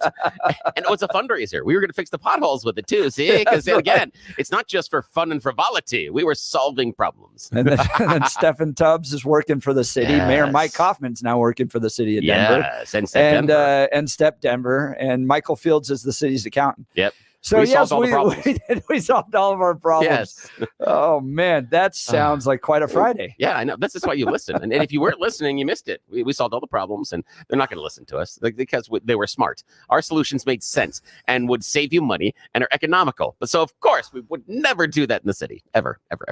I played a little audio right before we went to the break, and before we get to the news, I'm going to play this just one more time to share a few text messages with you, Bill. Okay. Has anyone ever noticed that there's just no happiness on the left? They're not happy. They're not happy people, and for good reason. Thank you very much. What do you think the good reason is? I don't know. I wish I knew. Thank you very much. Thank you very much. Bill, I disagree about happiness. I find especially the far left is much more angry and unhappy. Conservatives are more religious and have a more positive outlook, therefore more happiness. I understand. Yeah, I can see that. But again, who are the people that are mad that our country's being stolen and the Marxists are taking over and this is the final election of our lifetime? And the whole Civil War thing. Who would you rather get a beer with? Someone on the hard right or hard left? I actually wouldn't care. Because again, I think weird. You could have more fun with the right. I don't know. I mean, it depends on who they are. Again, depends on who they are. Going back to like the oceans rising and we all need to eat bugs. And the thing is for me, both of those would be a very interesting conversation. And I find that incredibly intriguing. That's why I talk to random strangers all the time. And my wife hates it. I have no problem starting a conversation with random people at any point in time. And so, I mean, God forbid you get stuck in the elevator with me. We're going to be friends by the end of the ride. And that's only 30 seconds. So I get no problem with it. So for me, it would be an interesting conversation because what we would be able to talk about on both sides, I find fascinating. Because what makes you tick? Why do you feel this way? How have you come to these conclusions? That's what I want to know. So for me, I'd enjoy either conversation. It would be no prejudice, no anything else. But I think it'd be fascinating. I'd do either one. All right. What if we did this? Yeah. So last hour, we gave Mike Johnston our list of 13 demands. Yeah. We held a really big party with taquitos, margaritas, and you got to throw water balloons at somebody, at us. You throw water balloons at us. We'll raise money to fix the potholes in the city of Denver. I think that would be fun. All right, let's check in on the news with Blake Olson. Good morning, Blake. Yeah, I agree. I would just want him to just clean the crap up, just clean the graffiti. That's fine with me. And the potholes, God, I was driving on Santa Fe yesterday. It's ridiculous. All right, 47 and cloudy in Denver, expecting highs in the upper 50s today. The 7-10 5-day forecast coming up. Our top story, the U.S. Centers for Disease Control and Prevention says that 3 Colorado patients were infected from stem cell treatment in Mexico. Apparently, the infections were acquired during injections at 2 different clinics near Baja California. The CDC says be advised if you are considering medical tourism. Denver Mayor Mike Johnston announcing plans to invest more than $500 million over the next decade to revitalize downtown Denver. Our vision is to create the fastest growing economic engine in the West, but one that also brings a more diversified central neighborhood district where people of all ages and incomes can make their home. All right, clean it up and get rid of the criminals downtown. That'd be great. A new bipartisan bill that will offer 2 years of free college for Colorado families earning less than $90,000 annually is headed for Governor Polis's desk for his signature. Will open the door of opportunity for so many Coloradans who either couldn't attend or had to put off being able to attend college or community college because they had to work part-time and could only take a couple classes at a time. It would apply to community colleges, technical colleges, four-year universities. Auraria campus officials say Hamas supporters blocked an intersection along Colfax last night for nearly 2 hours, but eventually dispersed. Police were called to the scene and found approximately 10 tents abandoned at the Golda Meir House and Education Center, though it's unclear if the tents belong to the demonstrators or just clowns in the area. The Auraria campus police working with DPD to de-escalate all this garbage as they have found human waste, trash, and evidence of drug use at these gross encampments.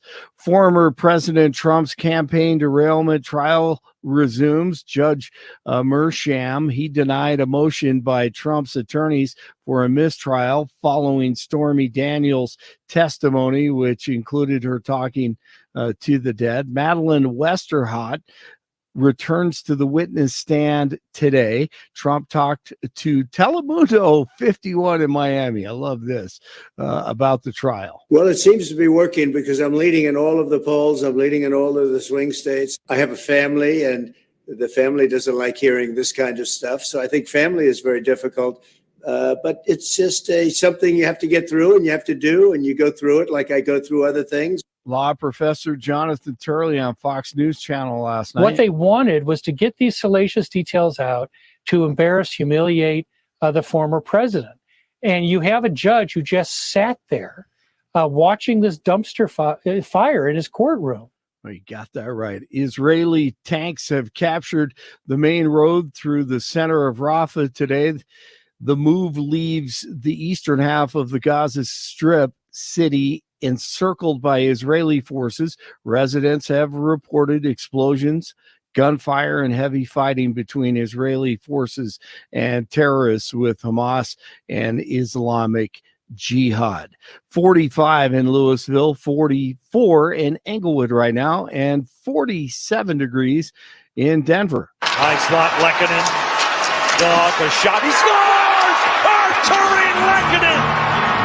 Maybe a tip out in front. We'll see. Avalanche come back after being down 4-0 in Game 2 of the Western Conference semifinals last night in Dallas, and they cut it to 4-3, just over 3 minutes to play, and they lose to the Stars 5-3. The series is tied at 1.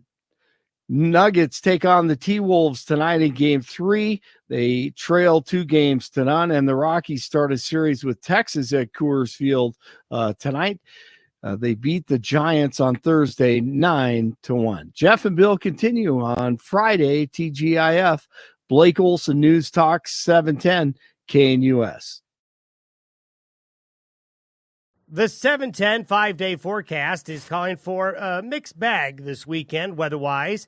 Some sun, some clouds, and some scattered afternoon and evening shower and thunderstorm activity at times. Expect partly cloudy skies, upper 50s today with afternoon showers and a few thunderstorms near 40 tonight. Partly to mostly cloudy, upper 60s Saturday, afternoon and evening thunderstorms. 60s and lower 70s Sunday and Monday with afternoon and evening showers and thunderstorms both days. Meteorologist Don Day on 710 KNUS.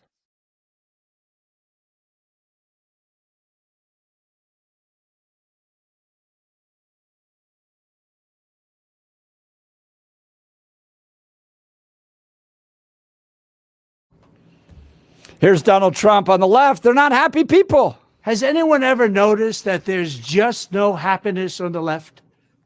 They're not happy. They're not happy people, and for good reason. Thank you very much. What's the good reason, you think?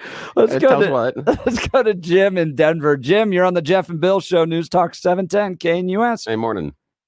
Hey, good morning, guys. You guys are really entertaining with your back and forth. But I got to tell you, I can't take Trump seriously, even though everything he says makes complete sense to me.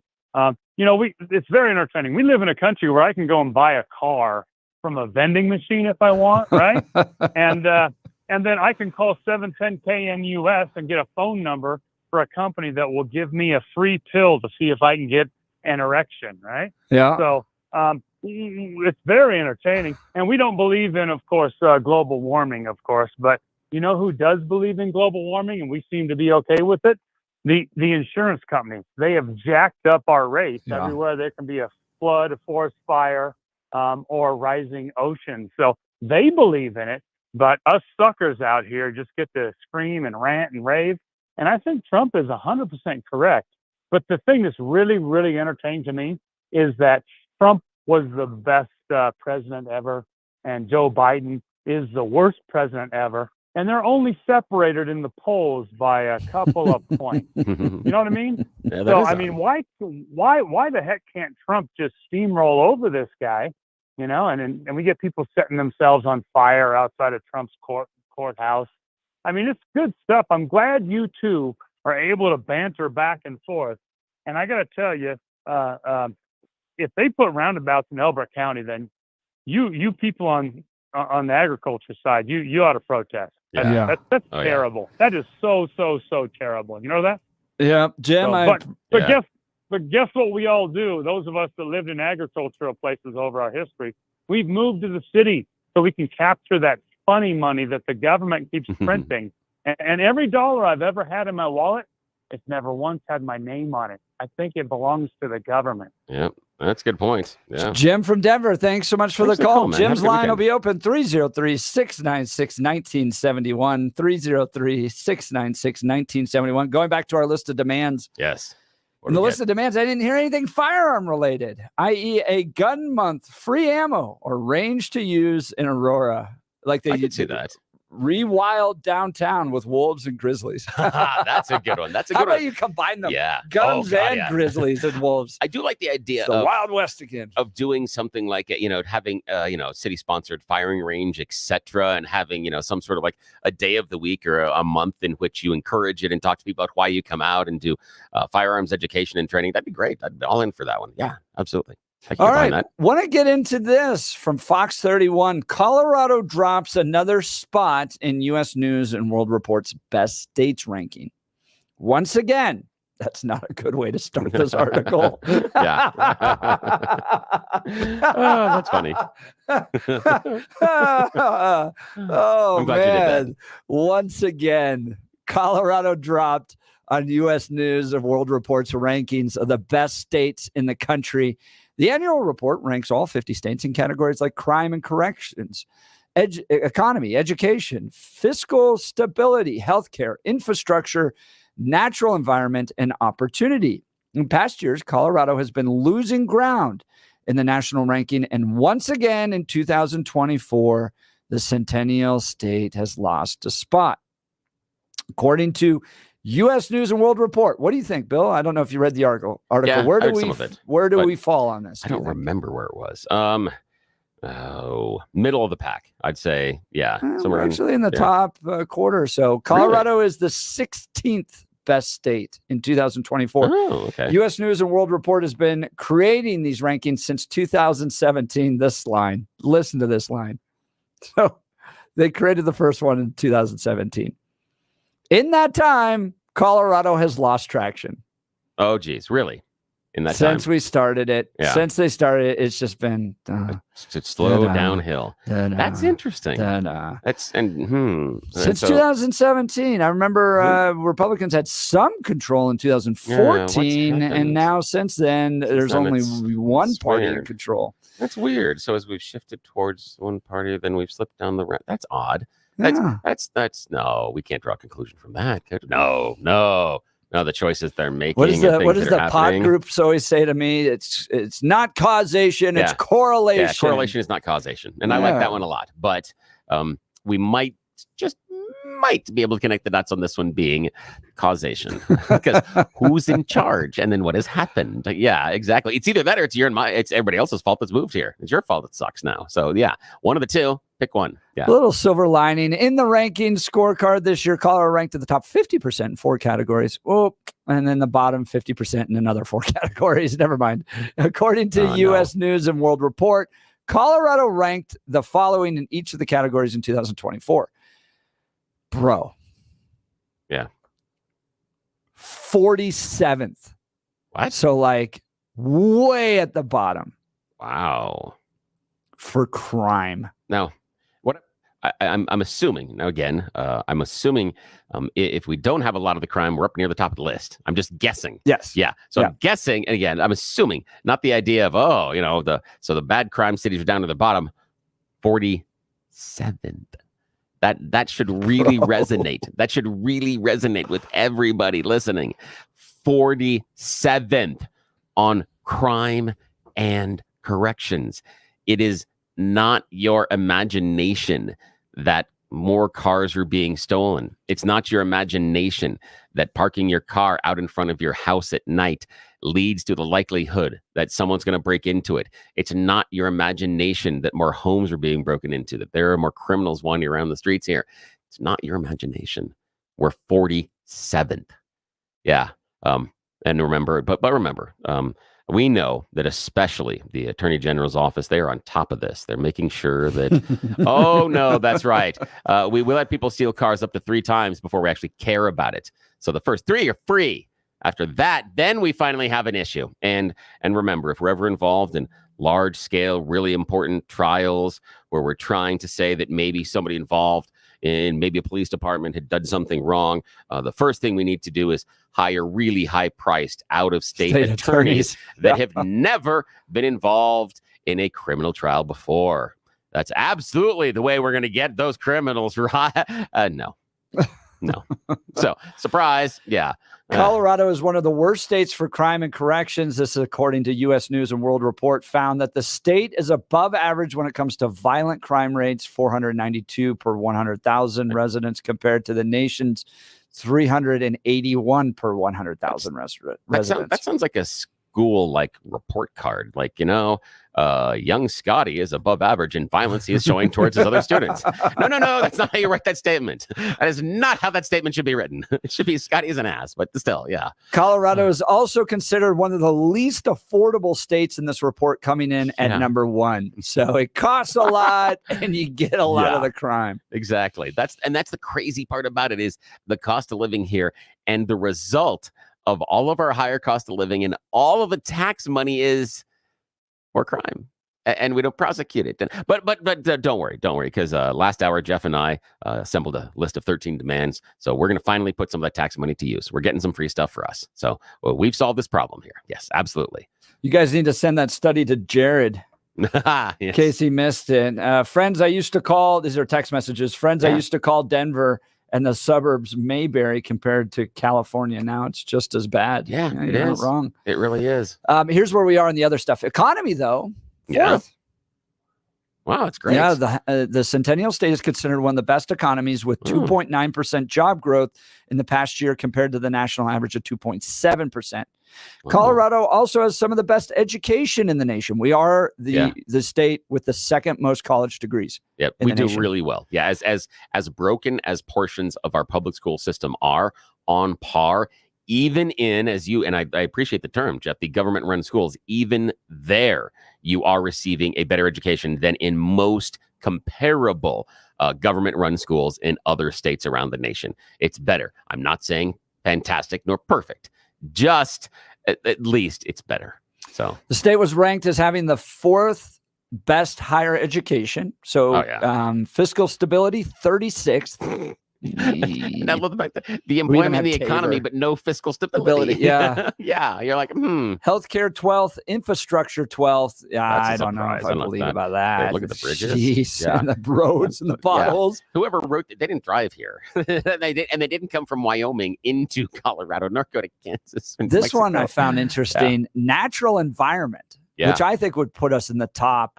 Oh, I do top 10 easily. Yeah, easily top 10. 26th. That's crazy. I want to know how they determined that one. That is crazy.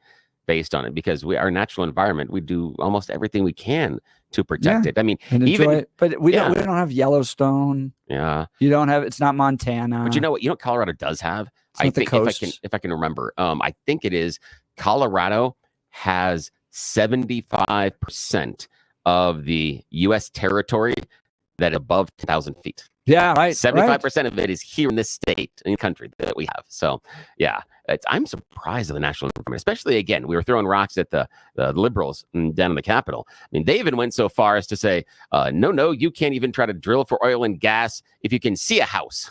It has to be that far away. We have to have a setback that if you see another dwelling, you cannot drill. They wanted to have. And so you would think that all the stuff that they are doing, all the environmental regulations and controls that they tout and they scream about what they need, and it lands us at 26th. 26 for, I mean, if the libs were going to do something that you'd assume would have direct positive impact on where Colorado would sit in the rankings, we should see it there. That's one of their pet projects. So here's the description on natural environment. Policymakers have implemented a number of regulations over the past several decades to minimize environmental pollution and its effect on public health. Under the Clean Water Air Act, the Environmental Protection Agency regulates air pollution. Similarly, the Clean Water Act and Safe Drinking Water Act aim to ensure that pollutants at treatment plants are properly disposed, yada, yada, yada. States have also implemented their own laws around environmental regulations. The natural environment category is one of 8 categories driving overall best states rankings. It encompasses metrics reflecting pollution threats, air and water quality. It's the air quality. Oh, it's that's the air what quality. It is. You're right. Learn more about best states. Yeah. Okay. Yeah, that's the air quality. It's the air quality. Number 1, though. What do you think number 1 for this category? Oh, for natural environment? Number 1. Mukalaka Chica. I would, I'd go somewhere like Montana. I just gave you a hint. I don't know. Mukalaka Chica. I don't know. I missed that one. Hawaii. Oh, Hawaii. Okay. Hawaii. Okay, that makes sense. Okay. Yeah, I didn't put that together. Sorry. I wasn't. The first thing, what popped in my mind when you said that, it went back Wayne's to World. Wasn't it Wayne's World? No, it was the scene from Finding Nemo where they're doing the ceremony with the new fish that shows up in there. Yeah. I don't remember that. Oh, they're there in the fish tank, and Nemo had been the dad had been thrown in there and stuff, and they had to they're doing the ceremony. Yeah. So again, I'm a child. Governor Pola said we'll be one of the top 10 safest states in a few years. No way. Yeah, no way. You guys took away qualified immunity. You're not getting cops. No. You're not getting cops. They're not going to sign up for this. If they shoot a guy and they get personally sued for it, they're not signing up for it. No, they're not. And also cost of living and pay and benefit that's outside of retirement packages right now. Based on how we treat and fund law enforcement, there would be very, very few reasons to encourage someone at this point to raise their hand personally. Now, if it is a calling and it's something you want to do, please, I wholeheartedly support it. But I don't feel that as a state we are supporting law enforcement at a level we can. And it's hard. It's hard for them to, buy houses and to get ahead and everything else, just like everybody else right now. 3300 text message. Phil Weiser told me criminals are created by trauma. So just eliminate trauma and we would eliminate criminals. Or what does it mean about the trauma in the state if we're at 47th? It's a lot of trauma. What the hell's going on here? Yeah. This report you're reading, 1112. By the way, when you text us, give us your first name and where you're from as well. Yeah, we'd like to say hi to you. God help our country. Oh, yeah. Yeah, and our state. Natural environment. This is from 6858. Haven't you all seen the homeless people's trash and feces on the streets? Okay. Yeah, good point. Yeah, very good point. From 3300, might have open spaces and natural spaces, but you can't get there. Check out I-70. Oh, yeah, that's a good one. Yeah, that's why our family has given up skiing. I will not stand in line on I-70 or ski on like a Wednesday. Yeah, that's the only way to do it anymore. And I am an old school. I mean, my dad put me on skis for the first time when I was 5. Yep, I've been doing it for a long time, and I will not deal with the traffic anymore. It is not worth it. It is too much of a headache. I either have to get off the slope too early in the day, or I have to spend 7 hours coming down the hill. Neither one of those are things that I want to do. So I will not do it anymore. Fine. You force me off the hill. Best overall state in the U.S. What would you guess, Bill? Well, Colorado, but obviously that's not what we're going to be doing. That's a really hard one because I have different rankings about why and where. How about this ranking? Yeah, According to this, now that you've kind of seen, where do you think they're going with the best state? Let's go with. I'm going to go for a wild card. Let's go New Mexico. Nope. Nah, I didn't think I was going to be right. I'm not sure where New Mexico is on this list. Let me see. Now I seem really bad because I'm just guessing. They probably. I'm just guessing they do environment okay. I can't imagine crime. Not I don't in know the top 10. Of course not. I'm an idiot. Someone clip that audio there for me, please. Yes, we can play it all the time. We can just play it all the Yes. time. So Colorado number 16. I'm trying to see New Mexico. Bad. Oh, that's awful now. What's number one? What's up? All right, number one, best state. Yeah, and this makes sense. Yeah, Utah. Oh, okay. It's the Stormin' Mormons, man. Yeah, and it would make sense. They're great. And I think for the same reason that I was thinking that something like New Mexico could, because again, environmental controls, climate, people, things like that. That I'm disappointed in New Mexico. I like that state. But Utah, though, 49th, that's nice. bro. Oh, Jesus. Oh, crap. I'm gonna have to go check myself. Oh my God. What the hell is wrong with me? What the hell? How did I get a head injury this morning with that? I mean, what? 49th. Oh, I'm an idiot. Oh, God. Oh, they're number 48 in crime, number 50 in education. They're the worst in education. Okay, number 38 in healthcare, 32 natural environment, 45 in economy. Wow. They don't break the 30s on anything. Okay. Well, all right. Worst state. I have obviously a really, really bad impression about what exactly is going on in New Mexico. I'm not. I guess my the family trips to Albuquerque wasn't necessarily a good temperature there. Okay, I'm gonna have to remember that one, and I'm gonna have to tease some family members that live there as well, because that's one of the reasons I picked it. Because again, I've been there a number of times because we visit family, and it's always really nice. And I thought, okay, now it sucks. And that education thing that spikes it for me. No way. Oh God. All right, worst state. I What do really you am think? an idiot. The worst one. Just go. We can't go be for what Washington, you D.C. think was the best, because I know. That's where California? you're landing on. Let's go California then. That's got to be the worst. No, what is it? What is the worst? This one was shocking to me. Yeah, Arkansas? Louisiana. Oh, okay, that's not shocking. Louisiana, 50 on crime and corrections. Yeah, 47 in education, 46 healthcare, 49 natural environment, 49 economy, 41 fiscal stability, 49 infrastructure, 44.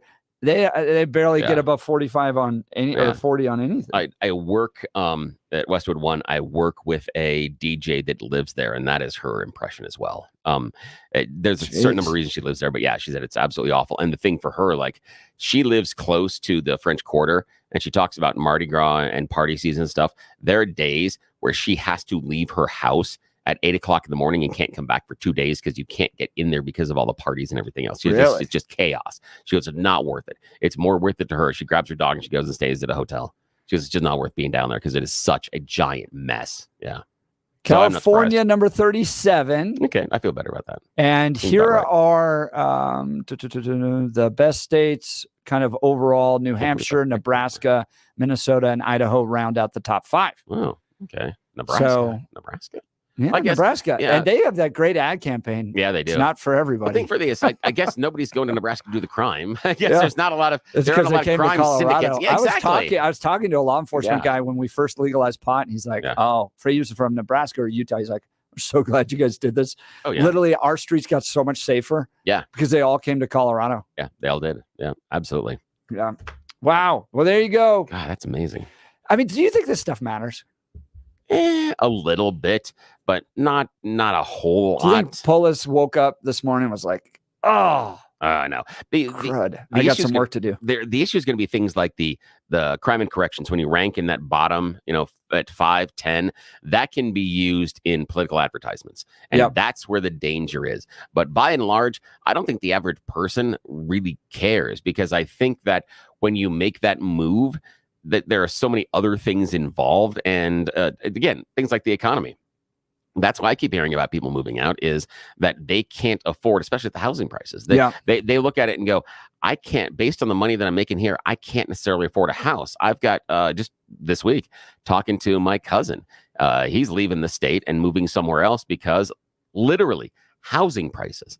He's like, it's just out of control here. And if he needs to, and he wants to upgrade and needs a bigger house, he's like, I can't. There's no way. He goes, I could work for the next 15 years and never be able to afford the house that the family needs. So he's moving.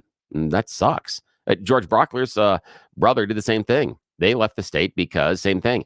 Yeah. They're at a point in their lives, and they have young kids that they need to start putting down those roots in an actual home rather than rentals.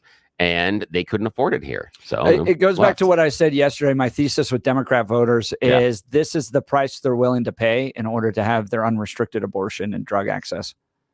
That's an interesting where perspective. they'll go, meh.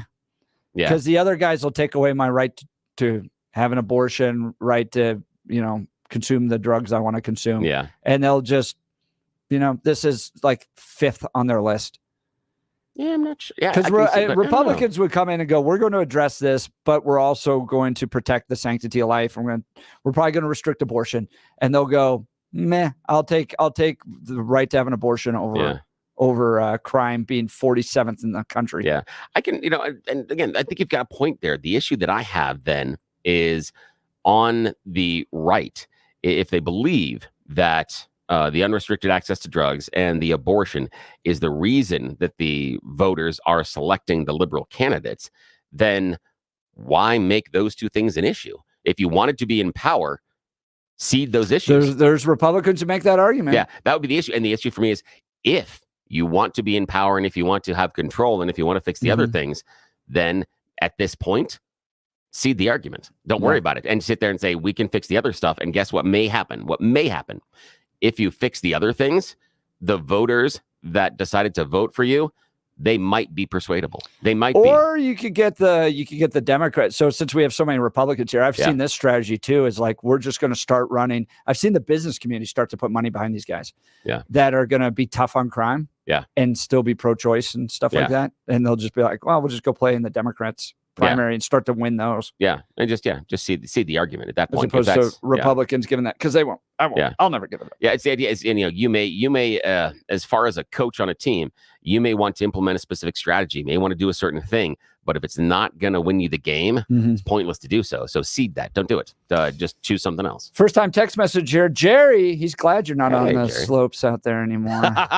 Probably. He said we need more people like Billy that are whiners and over-exaggerate about the ski traffic. That's awful. And then give up skiing because it gives us more time up there. I'm happy to. I'm happy to get more time up there, Jerry. I appreciate it. And you are more than welcome to have it because you're more than welcome to have that nightmare of a traffic coming down. If you are lucky enough to be able to stay up there in the mountains, I'd love that for you. That is fantastic. If I could live in the mountains, yes, I would be skiing up Friday all the time. night after work. Yeah. Ski Saturday, come back Sunday night. Yeah. Oh, heck, after it's all. No, come back Monday. Just come back Monday morning. Yeah, take Monday there you off. Go. Yeah, that would be the thing is because then drive back Monday and then you can ski all day Saturday. Don't have to worry about getting up the next day and being tired or anything else. No, get a good night's sleep. Drive down Monday. That would be the thing to do. Or just go and stay up there for a week, 10 days. That's what can help you, especially if you got that ski pain and you're out there being active. UltraCur. It's a patented, non-prescription natural capsule that works fast. I'm thriving and fighting back my workout soreness with UltraCur. Surveys show that 50% of people using UltraCur find relief within 48 hours, and half of those within 2 hours. Experience UltraCur for free. Go to any Denver Metro Natural Grocers and ask for the health coach or the vitamin manager for your free 3-day trial. It's free, guys. A lot of that other stuff, that curcumin products out there, I'm not going to say their names, but they require you to pay. This one, they'll give you a 3-day free trial. It's fueled by the patented technology that gives you the true edge to support your peak wellness, energy, and active lifestyle. If you've tried everything without much success, even other natural curcumin products, you owe it to yourself to try UltraCur today. Get curious, Denver. Head to the Natural Grocers. Grab your free 3-day UltraCur trial, no strings attached. Wondering about the research? Get the lowdown at getultranow.com.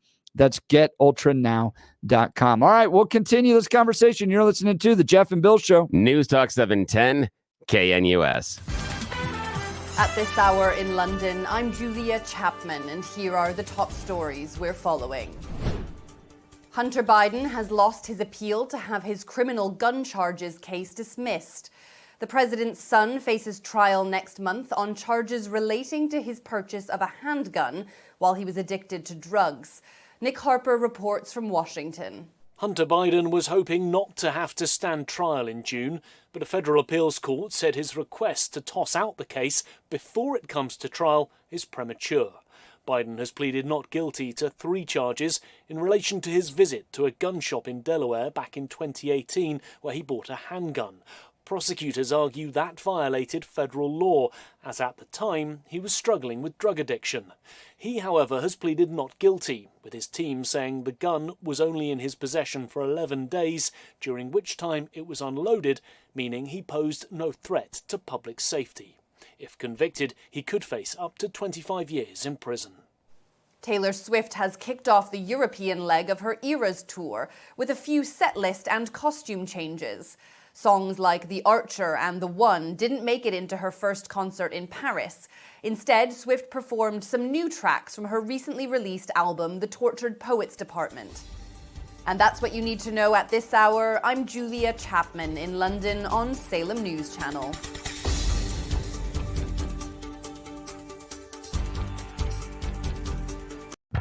Want to take your favorite radio station wherever you go? Now, there's an app for that.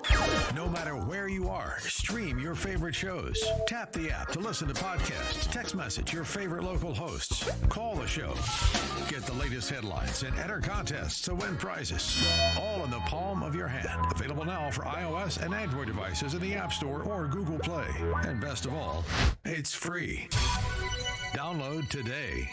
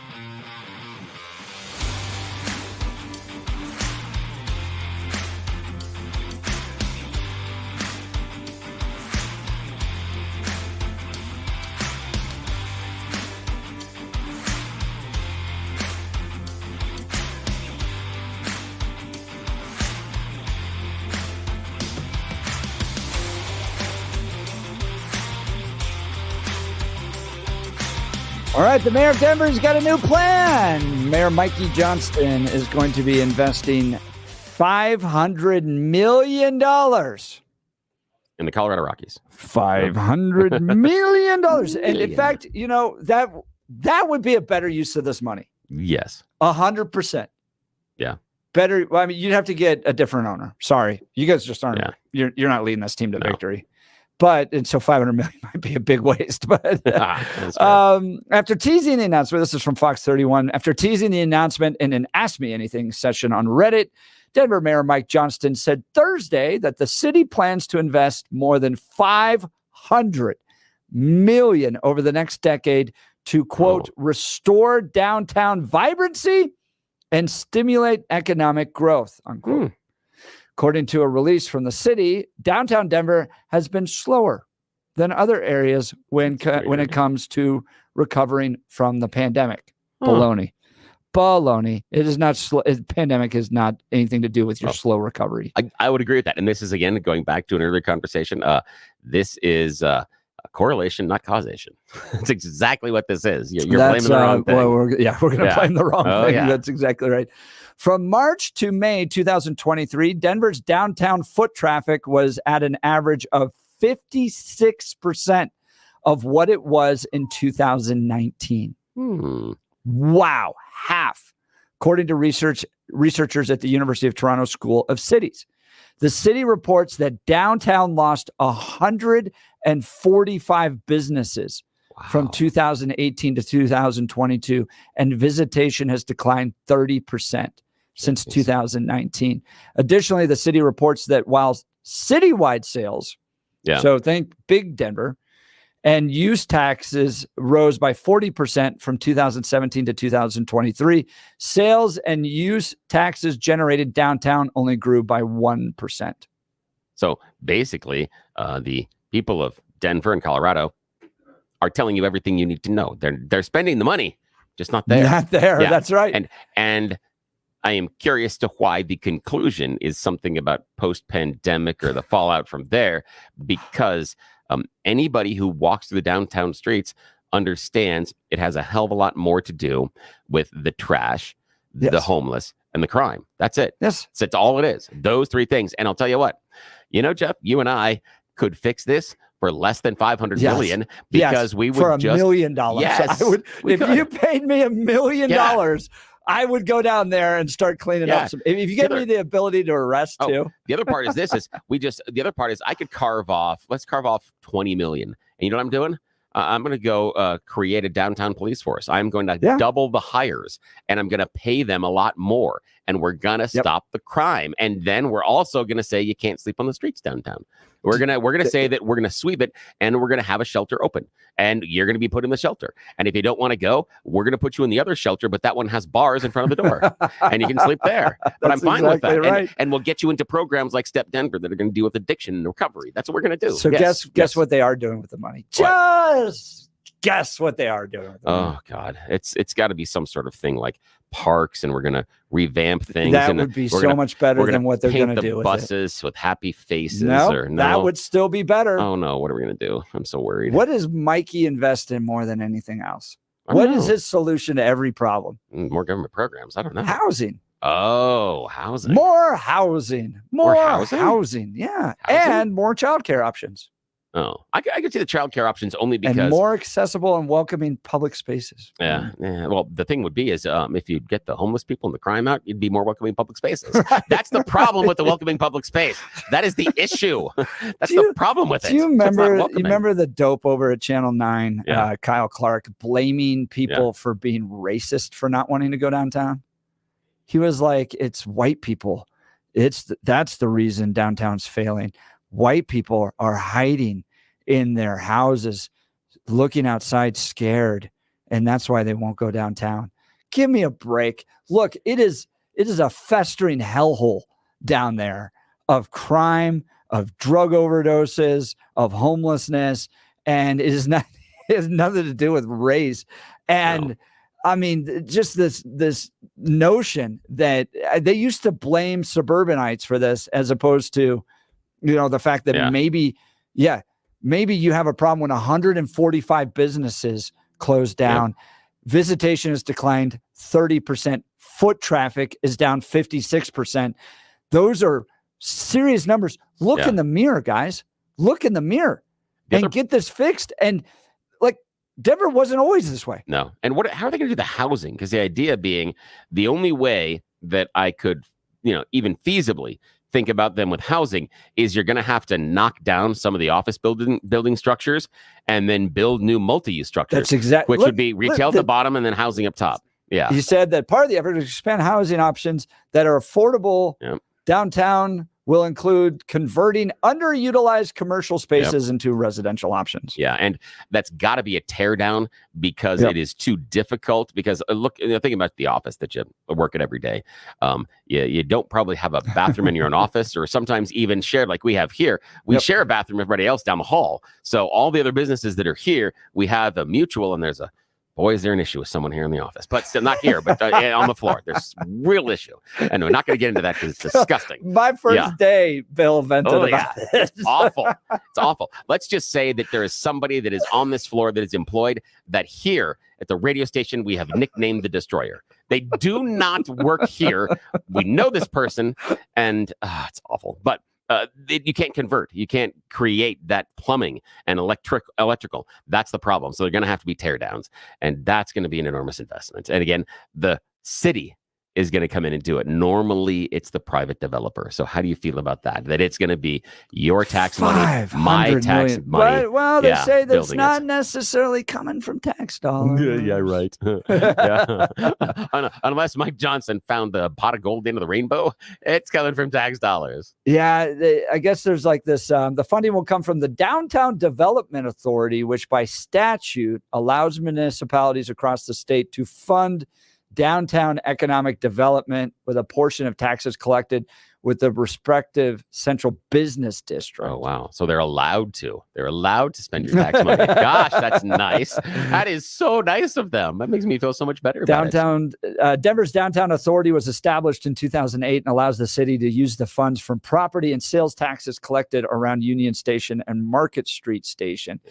The city emphasizes that the authority uses existing funding and will not be raising taxes. Yeah, they're still using our taxes. They're still going to use using our tax money. Yeah. When normally you could do some programs. See, I would sit there and say that the government wouldn't have to spend the money because you incentivize private businesses. There are ways that you can incentivize the businesses to do that work for you.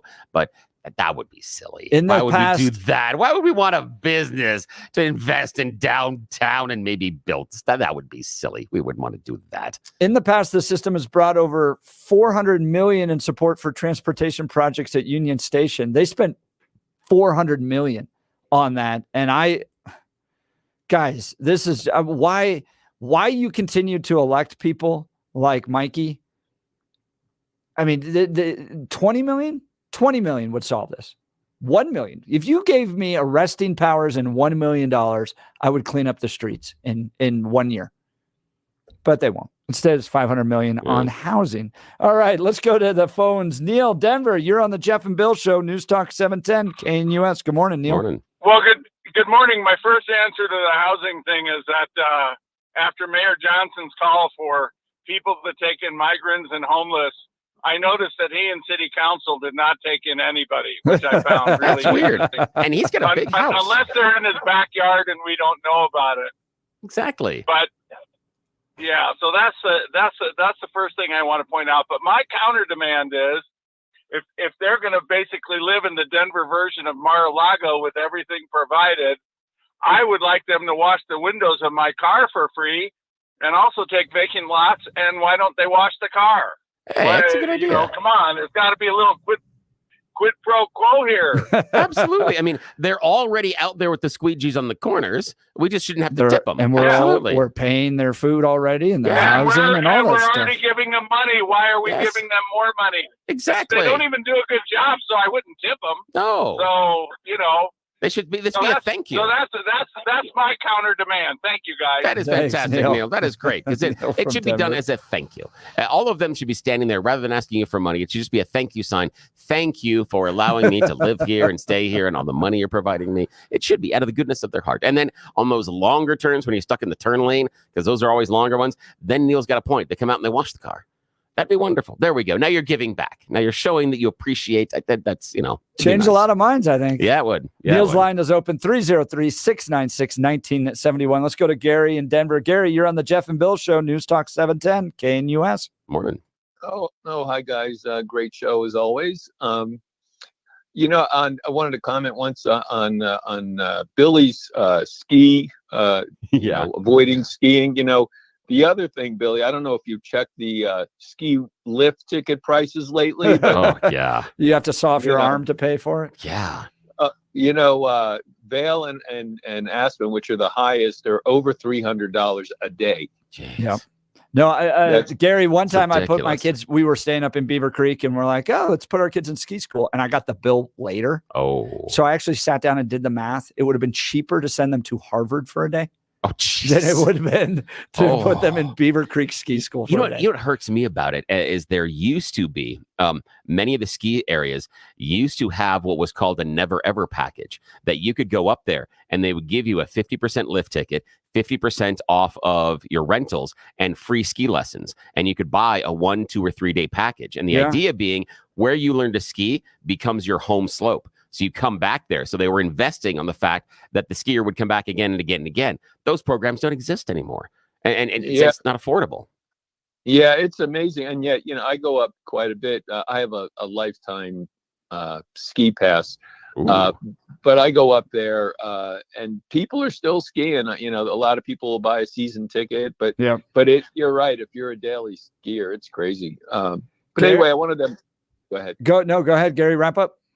I was going to mention on the $500 million. Yeah. The way the Johnson administration, they always try to explain it by implying that it's really not coming out of the general fund. But we know if they're going to use sales taxes from the downtown district, sales taxes are 60% of the city's revenue. So if they're going to use $500 million out of sales taxes, it's coming out of the general fund. Yeah, it is. Gary, you're exactly right. Stick around for us. I'd love to talk to you more about it. We're up against a commercial break. You're listening to the Jeff and Bill Show. News Talk 710 KNUS.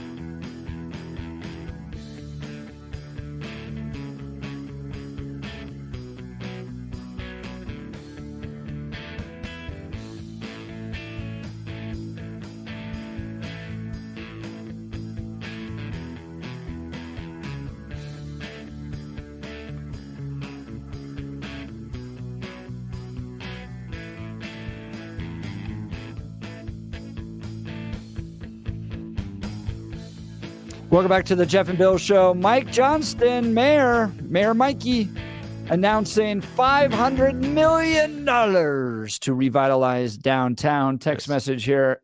Neither of you have been downtown recently. Have you bothered to consider that the business model has changed, not just in Denver, but across the country? The homeless campers are pretty much gone. Yeah, my rebuttal to that is, well, then why are we spending $500 million to revitalize it if it's all that good all of a sudden? And if the business model has changed. We'll be back. You're listening to the Jeff and Bill Show. News Talk 710 KNUS.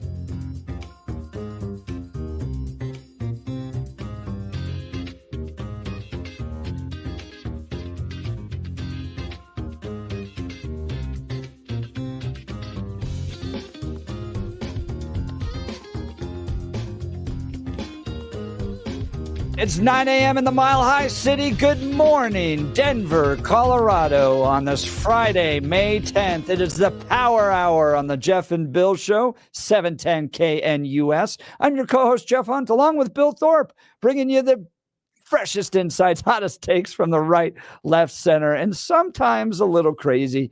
We're gearing up for a whole nother hour of engaging discussions, critical analysis, and most importantly, your calls and texts, because this is where Denver's voice is heard loud and clear. So grab your cup of coffee, pick up that phone, give us a call, 303-696-1971, 303-696-1971, or text us on the 710 KNUS app. We'll get to Gary and Francis in just a second. Let's check in with the Blake Olson News. Good morning, Blake. Hola, buenos dias. 49 and cloudy in Denver, expecting highs in the upper 50s today.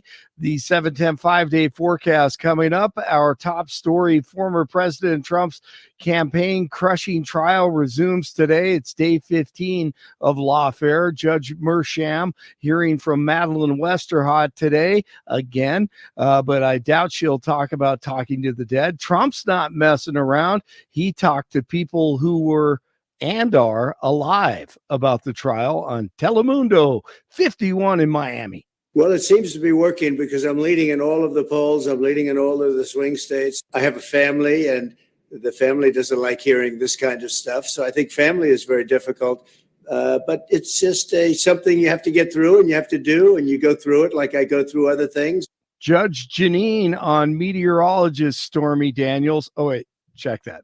Adult film star. Her talking to the dead. You know, she's got this ability. You know, she lived in a haunted house. Somebody left her. One of her children's fathers left her because of this haunted house. I mean, she came across as pretty kooky and not at all believable. And I think it was excellent cross-examination that we saw. Agree. A Springs police officer is being sued $100 million over an incident that left Jacob Root paralyzed. The attorney for Root says that Officer Robert Comstock did not follow policy when he tased the man after chasing him. He didn't warn him and shot him in the back and caused him to fall. You cannot shoot a person in an elevated state. You cannot shoot a person without warning using a taser. Harry Daniels says the officers were investigating a report of a stolen car when they approached Root at a come and go and chased him on foot, tased him, causing him to fall down face first. The fall broke his neck, leaving him paralyzed from the neck down. I don't know why he was running, though. Denver Mayor Mike Johnston announcing plans to dump more than $500 million over the next decade to revitalize downtown. Our vision is to create the fastest growing economic engine in the West, but one that also brings a more diversified central neighborhood district where people of all ages and incomes can make their home. Clean it up. Gosh, what a bunch of liberal fluff. Can you play that again, Blake? Yes, absolutely. Our vision is to create the fastest growing economic engine in the West, but one that also brings a more diversified central neighborhood district where people of all ages and incomes can make their home. What a way to say a lot without saying a single dang thing. They're good at that, aren't they? They are. I heard the text talking about you haven't been downtown lately, but I mean, I'm talking about the perimeter. You know, coming into downtown, you don't want to see tent cities, right? You know, a quarter of a mile away from downtown. Yeah, it has cleaned up a little, but they're grown men. You know, they're drug addicts. They're walking around everywhere, especially at night. It's not safe. Come on, give me a break. Be honest. Yeah, that was. I mean, that was classic. We're going to. It reminds me of being in like board meetings where it's like, we're going to advance this direction. Yes. Rainbows, sunshine, unicorns. Yeah. And you're just sitting there going like, what, give me some specifics here. There's nothing there. Unbelievable. I agree. Clean it up. Oh, I love trash. A new bipartisan House bill that will offer 2 years of free college for Colorado families earning less than $90,000 a year, headed for Governor Polis's desk for his signature. Will open the door of opportunity for so many Coloradans who either couldn't attend or had to put off being able to attend college or community college because they had to work part-time and could only take a couple classes at a time. Auraria campus officials say Hamas supporters blocked an intersection along Colfax last night for nearly 2 hours, but eventually dispersed. Officials say the encampment on campus, made up of some students and paid demonstrators, and God only knows who else, is becoming dangerous. Evidence of drug use and human waste found. Israeli forces bombing parts of Rafah after President Biden warned the U.S. would withhold weapons to Israel if it attacked the Gaza city. Residents and medics in Rafah said Thursday an Israeli attack killed at least 3 people near a mosque in an eastern neighborhood, and that 12 people were killed in a strike that hit 2 houses in another neighborhood. Israel says Hamas terrorists are hiding in Rafah, and among those killed Thursday was a senior commander. The Dallas Stars have tied the series. Avalanche, they come back after being down 4-0. What a game in Game 2 of the Western Conference semifinals last night in Dallas, but they lose it 5-3. They cut it to 4-3 with just over 3 minutes to play. The series is tied at 1. Nuggets take on the T-Wolves tonight in Game 3 and of the Western Conference semifinals in Minneapolis. The Rockies start a new series with the Texas Rangers at Coors today. They beat the Giants 9-1 on Thursday. It's 45 in Louisville, 44 in Englewood, and 47 in Denver. Have a great weekend. Jeff and Bill continue. Blake Olson, News Talk 710 KNUS. The 710 5-day forecast is calling for a mixed bag this weekend weather-wise. Some sun, some clouds, and some scattered afternoon and evening shower and thunderstorm activity at times. Expect partly cloudy skies, upper 50s today with afternoon showers and a few thunderstorms near 40 tonight. Partly to mostly cloudy, upper 60s Saturday, afternoon and evening thunderstorms. 60s and lower 70s Sunday and Monday with afternoon and evening showers and thunderstorms both days. Meteorologist Don Day on 710 KNUS.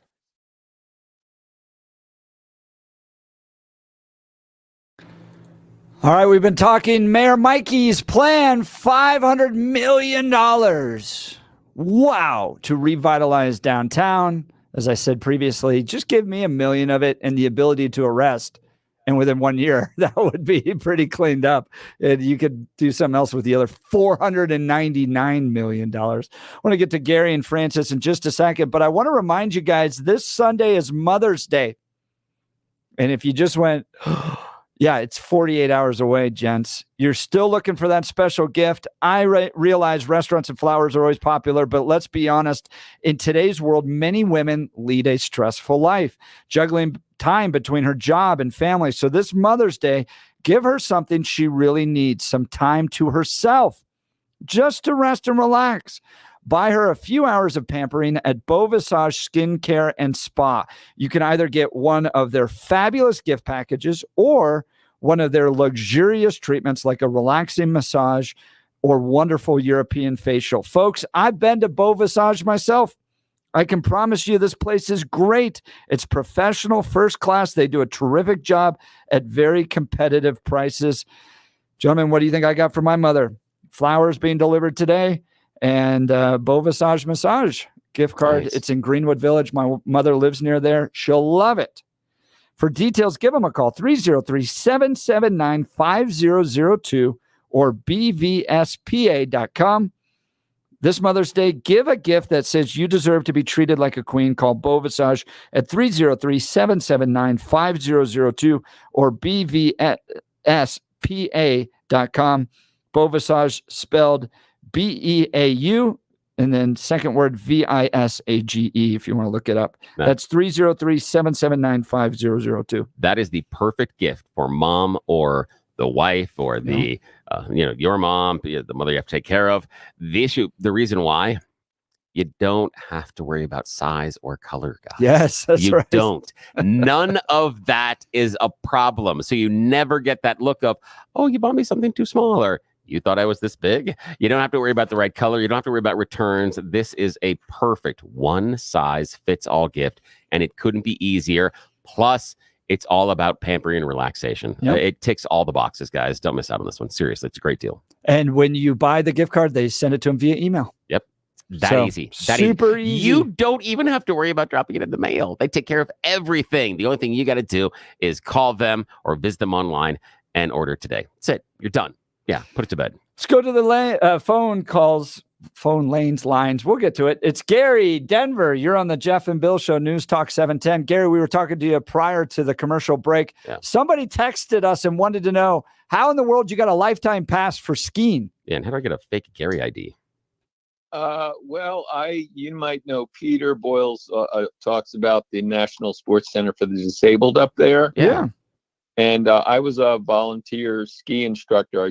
I instructed blind skiers and handicapped skiers for 15 years. And after you do that, and on a volunteer basis, they give you a lifetime pass. Good for you. That is That's awesome. great service. That is incredible. If anyone's interested in doing that, they're always looking for instructors. So if you want to earn a lifetime ski pass, just go up there and volunteer at West Park. What was the name of it again? National Sports Center for the Disabled. It's nscd.com. Wow. Yeah. Very NSCD. cool. Great program. And I've known some kids that have gone through that. It is a phenomenal program. It is incredible because these are disabled kids that get access to and one-on-one incredible coaching from the ski instructors. It is transformative. It is something that I've never heard a kid that's been involved in the program that hasn't come out of it saying it's some of the best days of their life. It's an incredible program. I'll tell you a story and then I'll let you go. Because I think this is more important than what Johnson's doing. I taught a kid, a blind skier, and he was 8 or 9 years old. And I was sitting in a coffee shop about 2 years ago, and this lady came up to me and she said, "Are you Gary?" I said, "Yeah." She goes, "I want to tell you, 15 years ago, you taught my son how to ski and it changed his life." Wow. And I just want to thank you. And I only saw him for the one day and I met his mother. I didn't remember her. And I tell you what, I thought I didn't really realize how it changes those skiers' lives. Yeah, it does. It gives them a sense of independence. And, some of them become disabled, and the way most of them get through it is instead of concentrating on what they can't do, they concentrate on what they can do. Yeah. And when they realize they can ski, even though maybe they can't, go for a jog because they're blind, but they can ski, it changes their life. Oh, it does. Yeah, you're giving them permission and the ability to do something they never thought they could have. It's amazing. It's incredible. Gary, I not only appreciate the call, I'm really glad we have cool listeners like Gary. I know. 15 really years training people like that. That is very, very cool. Gary, thank you so much, man. For the call, and thanks for sticking around. So cool. Man. Gave of himself. And when you find you do that, you get the reward. Yeah. Right. It's like, that's cool. Yeah, it's so good. I want to get to Francis in just a second, but men, I want to talk to you about low testosterone. Yeah, we talk about ED. Yeah, we talk about sex drive. But as you get older, your testosterone goes down naturally. So if you're having problems sleeping, if your workouts aren't as good, you don't have the energy, you don't feel as youthful anymore, it could be the result of low testosterone. There's good news. Go to RockyMountainMen'sClinic.com and take the low T quiz on their website. It's a simple 10-question quiz with yes or no answers, and it only takes 2 minutes. Then schedule a consult with Rocky Mountain Men's Clinic. A Colorado licensed medical provider will review your results with you and discuss your options. Cost of the appointment is only $99, which includes a medical consult, a T and PSA test. And if you sign up for testosterone treatment the day of your appointment, well, your visit is free. Rocky Mountain Men's Clinic has served the Front Range of Colorado for nearly a decade and successfully treated tens of thousands of men. Give them a call today at 720-440-7900. That's 720-440-7900 or RockyMountainMen'sClinic.com. RockyMountainMen'sClinic.com. Guys, 10-question quiz. It's only going to take 2 minutes. It could help you out.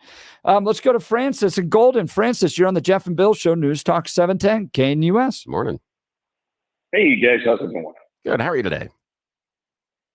Pretty good. I'm out in San Diego visiting a friend. And one of the things that I've noticed, and I've gone out of my way driving around downtown everywhere I can go, is they don't have the same type of homeless problem that Denver does. I mean, there's homeless here, but it's not. Yes, they actually specifically took it on in San Francisco. Wow. Yeah, moved them out of it. Yeah, go ahead, please. Yeah, but it's different. I mean, I don't know. I mean, like I say, San Diego. Yeah, I mean, they I don't know where they moved them to. I can suspect that they might have migrated to Denver, but So- it's a different situation. Yeah. Altogether. This was an issue because I know some of the mayors in nearby cities out there, and San Diego used to be worse. It used to be way worse, like big tent encampments and stuff. Well, and it's they a gorgeous basically city, and the weather's right. perfect. The weather's so, nice, yeah, and it makes sense. because they tend to be a little bit more conservative. They're by no means like Florida or anything like that. Yeah. But San Diego tends to be a little bit. They actually put them out into like shelters outside the city. This is where you have to go. You cannot stay here anymore. Wow. Because look, and we talk about this all the time. This is not 1950s, 60s homelessness. Yeah. This is not somebody on a rough in a rough time dealing with that needs a hot shower and a hot meal and a cot to sleep on. This is drug addiction. You're dealing with drug addiction and mental health issues. And if you just allow them to just live that out on the street, it makes everybody's life worse, including the people suffering from the addiction. Yep, you're just loving them to death. I mean, literally, that's what you're doing. And if I honestly think if you just get honest about it, if you just get honest and get the addiction component at least under some sort of monitored sobriety control or whatever, a lot of the mental health stuff cleans itself up. And I don't know. It is depressing because I hate listening to like that quote that you just gave of Mike Johnson. That was the biggest bunch of word salad nonsense. I know. He literally said nothing. Yeah. He said nothing in that. And he's kind of got this, I don't know how to describe him. He's kind of like this exuberant puppy who doesn't know what the world's really like. He doesn't, he's the puppy who would go up to the alligator and try to kiss it. And then, pretty soon he's alligator bait. Yeah. I appreciate enthusiasm. I appreciate optimism, but without having some realistic approach to handling things, it's nothing. It's just fluff. Yep. And it's going to get you hurt. Moreover, it's going to get you hurt. It's going to get things in a worse condition than they are now. And that's terrible. It's just terrible. Francis, you're exactly right. I got a question for you. You're in San Diego. What are you going to do out in San Diego? I love that city. Well, let's see. Yesterday, I went and whale watched, exercised a little, whale watched, and then I think today they're having some sort of a crazy festival down here where it's like a Cajun festival down by the bay. By the bay there? And and it's Star of so India's I down there. go wander around there. Finish working out here, go wander around down there, see what's what, and it's it cleans up a lot. And I've kind of forgot about this. It's always a little bit cooler in the morning, kind of foggy or at least overcast, and then it kind of burns off. And by about 1 or 2, it's really nice. My wife and I got married at Balboa Park in San Diego. Go over there. It's a beautiful location. Enjoy that. Francis, I was just roaming around there. Cool. Very, very cool. Thanks for the call. Appreciate it. Enjoy San Diego. I love listening. He's listening to us while in San Diego. That is I cool. love that stuff. That is awesome. And then Gary before serving people. Yeah. We got some good listeners. Great listeners. Really good, cool folks. Questions about the hosts, but great listeners. I want to talk to you about American financing. Everyone thinks mortgage rates are extremely high, but that's not entirely true. Mortgage rates are much lower than the average credit card rate of 22%. Think about how much interest you're going to pay on that credit card if you're only paying the minimum payment every month, guys. That credit card debt is vicious. You got to get out of that cycle. If you're a homeowner, a cash out refinance with American Financing can help you pay off that debt and lower your monthly expenses.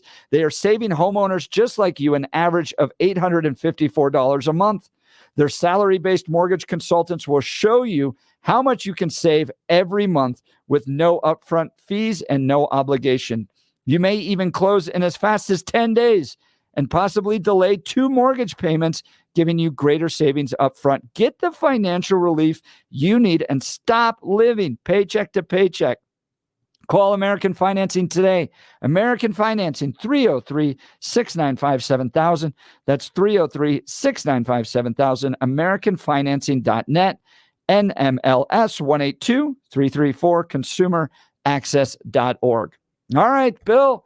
Yes. I'm going to change directions here towards the brainworm. Brainworms.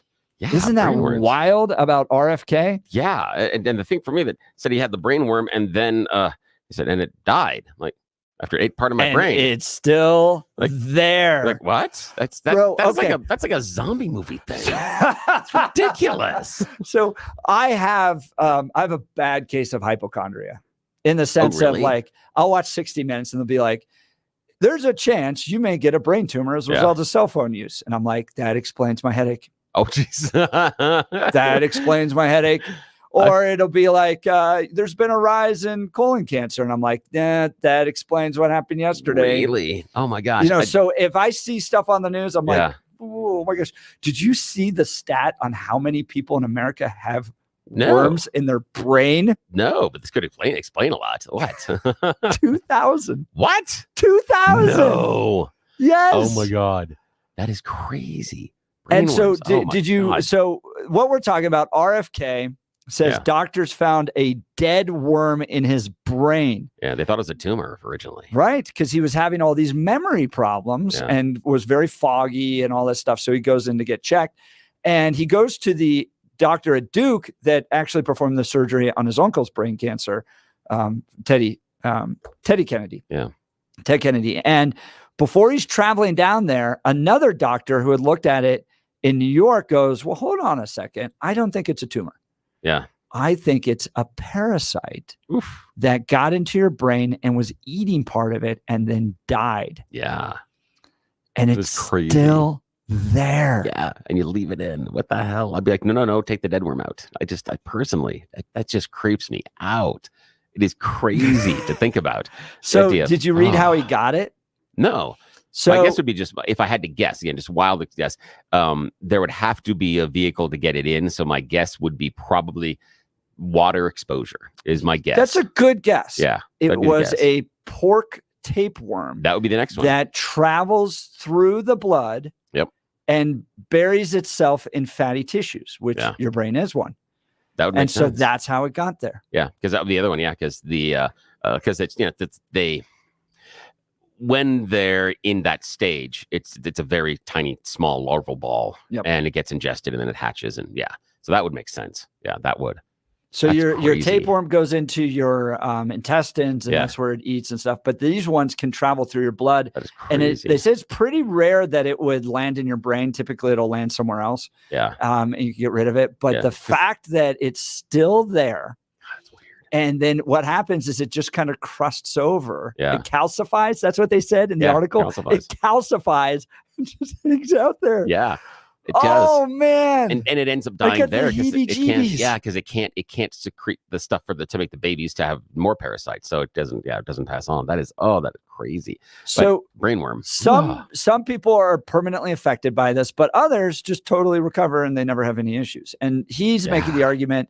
So do you know how this came out? Wasn't it a divorce? Divorce proceedings. Yeah. So his second wife, he's in divorce proceedings, and he's making the argument that he can't pay her as much because he's not working as much. Yeah. And the reason he's not working, because he's an attorney. Yeah. It's the brain fog. Is because of the brain fog. Yeah. And so all this was in the court documents and now is being released. Yeah. It is crazy. Oh, on a side note, when you talk about court documents, this is a total tangent, but did you see Rudy Giuliani's claims of his expenses to fight back in the bankruptcy trial and also to keep from paying the 2 Georgia election workers? The number, I don't remember what the number was, but it was 6 figures is what he had to spend on personal entertainment enjoyment.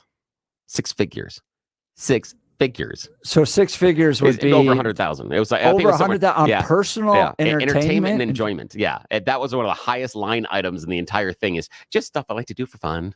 You're like, wait, if you were under a bankruptcy and or a judgment in which you have to pay somebody, maybe the fun stuff gets cut out first. And main events like you spend that amount, come on over, exactly. Man. Bowling, rock climbing. Could you imagine? Just like, wow. Rudy Giuliani running around doing laser tag. Exactly. What's he doing? Oh, okay. Sorry. Back to the brain. So it's still going to sit there. Yeah. He says it doesn't affect him, but my goodness, when you talk about things I didn't expect in a presidential campaign. And the Babylon Bee had a great headline. Tapeworm shocked to find out, or disgusted. Tapeworm disgusted to find itself inside a politician. That is fantastic. That is really good. That is really good. And why he's not selling T-shirts, on it. I don't know why. But so he did have a funny response because the day this all came out, obviously this thing blows up. And it's a long article in the New York Times. It actually gets into the problems he has with fish and mercury, mercury poisoning because he ate so much fish, all that stuff. He's kind of a hippie. But his post was, I could have 5 or 6 worms in my brain and still beat Joe Biden and Donald Trump in a debate. That is fantastic. That is fantastic. Bill and I both watched yes. Who is Bobby Kennedy, which we're going to get to when we come back. I want to get a sense of what you think about Bobby Kennedy, Mr. Independent over there. I thought it was. I want to get to it after the break. Okay, fine. I want to hear what you think about him too. Oh yeah, we'll talk. But I want to talk to you first about Gay Ribble and the Empower Home Team. Gay's been in the studio a number of times. Absolutely delightful person, very positive, great spirit about her. So that's step number 1 when you want to work with somebody like that, right? Step number 2, they share your values. She gives back to the community. She supports orphans here in Colorado because she was an orphan herself. So proceeds from the sale of her homes and the success she's having with Empower Home Team go to supporting orphans in Colorado. So she shares values with us.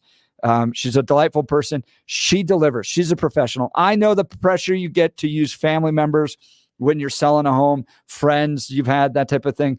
But look, she has 14,000 pre-approved buyers just waiting, just ready to find that right home for them. That's why her clients get an average of $30,000 more.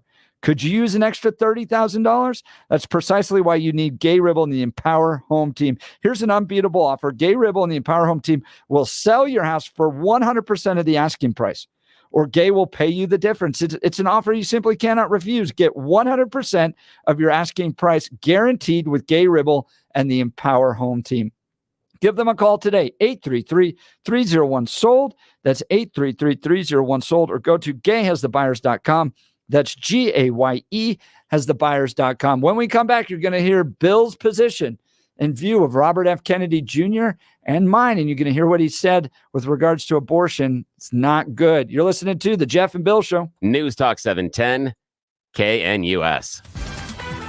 At this hour in London, I'm Julia Chapman, and here are the top stories we're following. Hunter Biden has lost his appeal to have his criminal gun charges case dismissed. The president's son faces trial next month on charges relating to his purchase of a handgun while he was addicted to drugs. Nick Harper reports from Washington. Hunter Biden was hoping not to have to stand trial in June, but a federal appeals court said his request to toss out the case before it comes to trial is premature. Biden has pleaded not guilty to 3 charges in relation to his visit to a gun shop in Delaware back in 2018 where he bought a handgun. Prosecutors argue that violated federal law, as at the time he was struggling with drug addiction. He, however, has pleaded not guilty. If convicted, he could face up to 25 years in prison.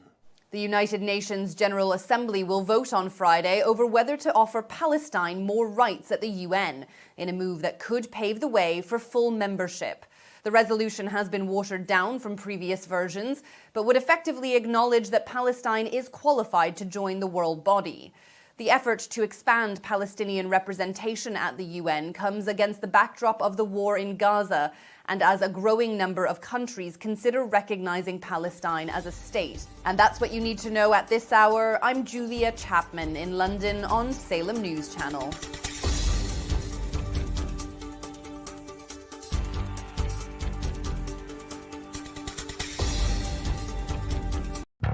Want to take your favorite radio station wherever you go? Now, there's an app for that. No matter where you are, stream your favorite shows. Tap the app to listen to podcasts, text message your favorite local hosts, call the show, get the latest headlines, and enter contests to win prizes. All in the palm of your hand. Available now for iOS and Android devices in the App Store or Google Play. And best of all, it's free. Download today.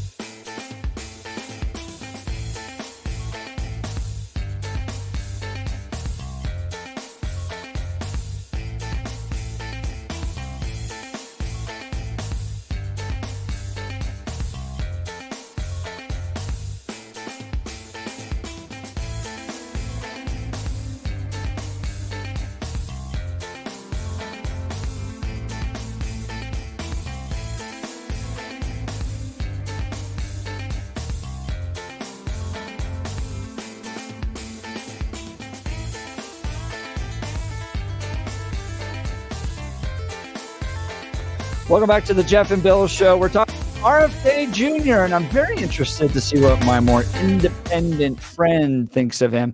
He's got a new documentary out about RFK Jr., about himself, titled Who is Bobby Kennedy? And if you go to RFK Jr.'s website and YouTube page, you can watch it there.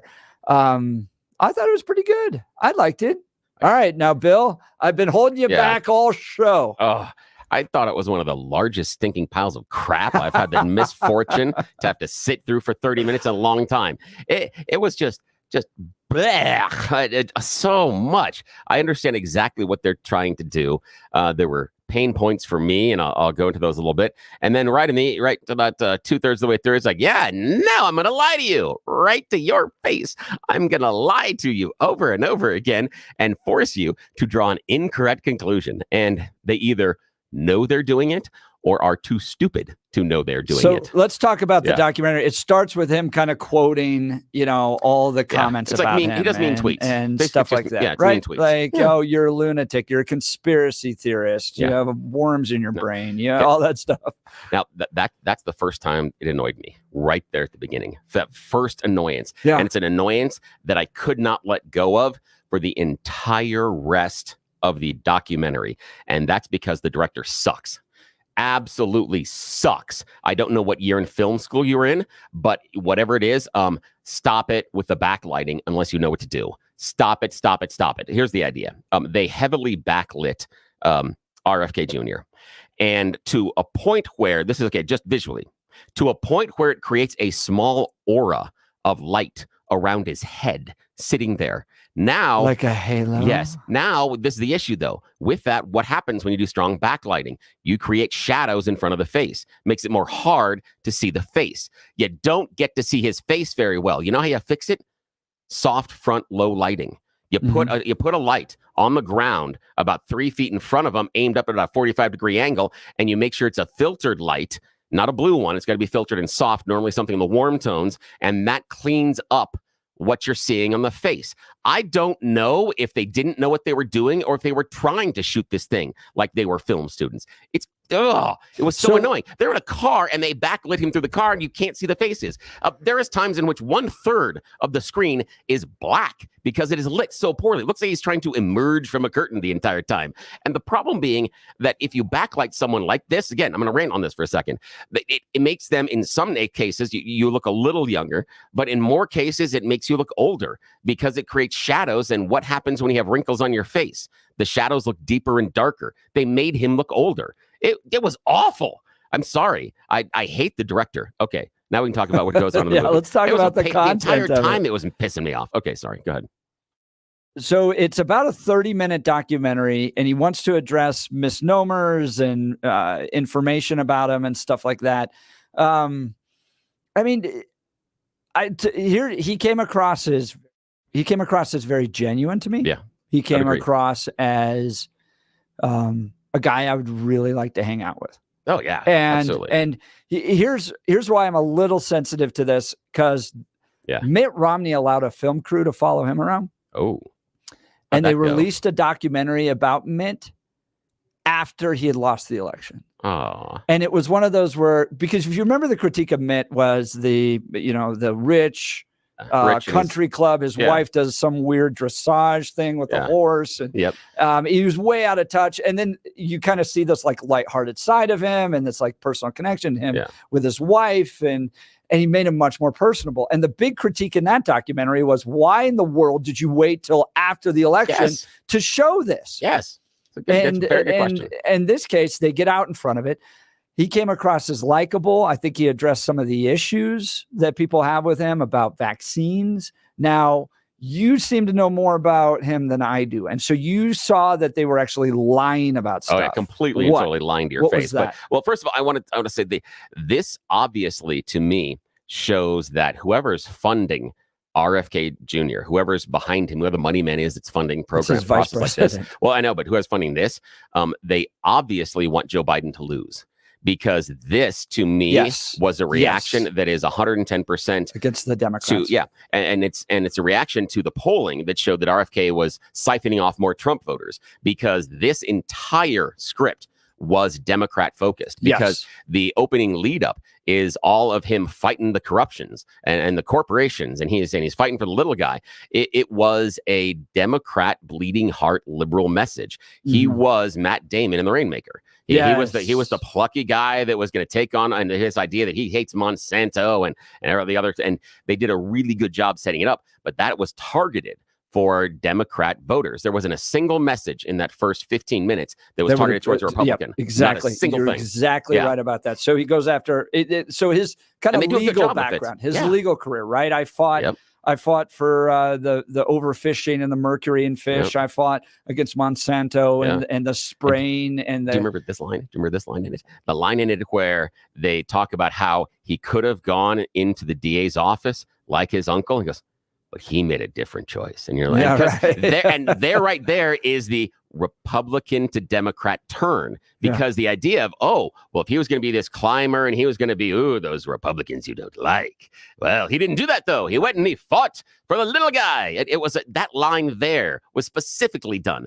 to make that conclusion. It was well done again. But that first mining companies, really good all job. that stuff. Yeah. And a wonderful job telling the story and making him very personable. They did a really good job with it. And my kids who are younger, right, and have that kind of young urge for justice, right? Absolutely. Like I want to fix the problems in the world, right? Absolutely. It appeals right down the heart to that. Yep, you're right. And they do a wonderful job at it. Really, really good. So where did you see the lies coming in? The giant one right near at the end when he gets into the vaccines. They lied to your face. I mean, he not said directly. He said he's not against vaccines. He said he has all the vaccines except for COVID. But what's the conclusion they lead you with? Because that he was against mercury in the vaccine. Yeah, but then when was he? But what were the headlines that they brought up had to do with the censorship and him speaking out about which vaccine? COVID, right? Yeah, the COVID vaccine. But he's done more than lie. That, right? Yeah, I know. But again, his big thing was, I've been censored. They're not letting me talk to you about it again. And it's the COVID vaccine. That's where all of that surrounds. And they're lying to you. And the reason why they set it up that he is concerned about the mercury in the vaccines. Yeah. Guess what? mRNA vaccines do not use a mercury preservative. They don't. So this is the problem. This is where they completely lied to your face.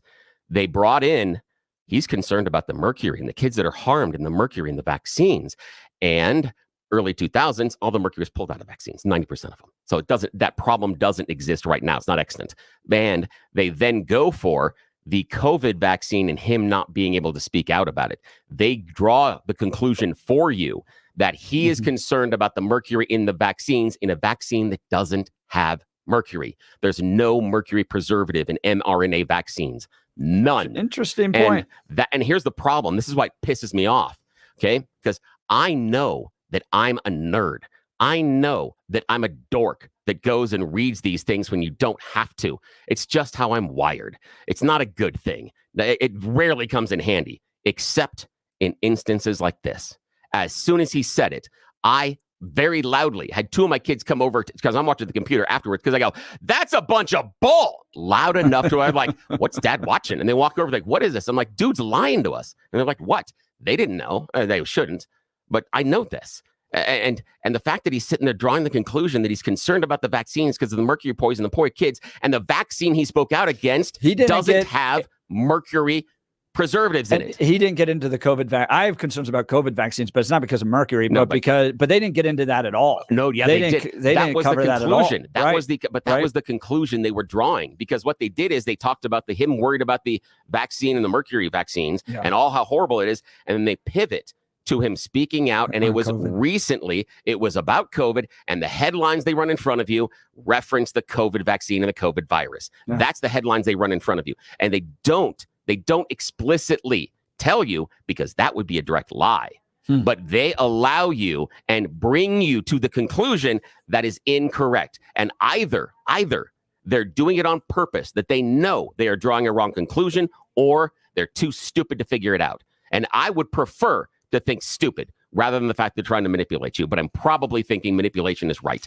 I want to play you some audio from RFK Jr. on abortion here in just a second. But first, I want to talk to you about Colorado Farm Bureau. Whether you pulled out your skis or snowmobiles this last winter, it was a great year for winter fun.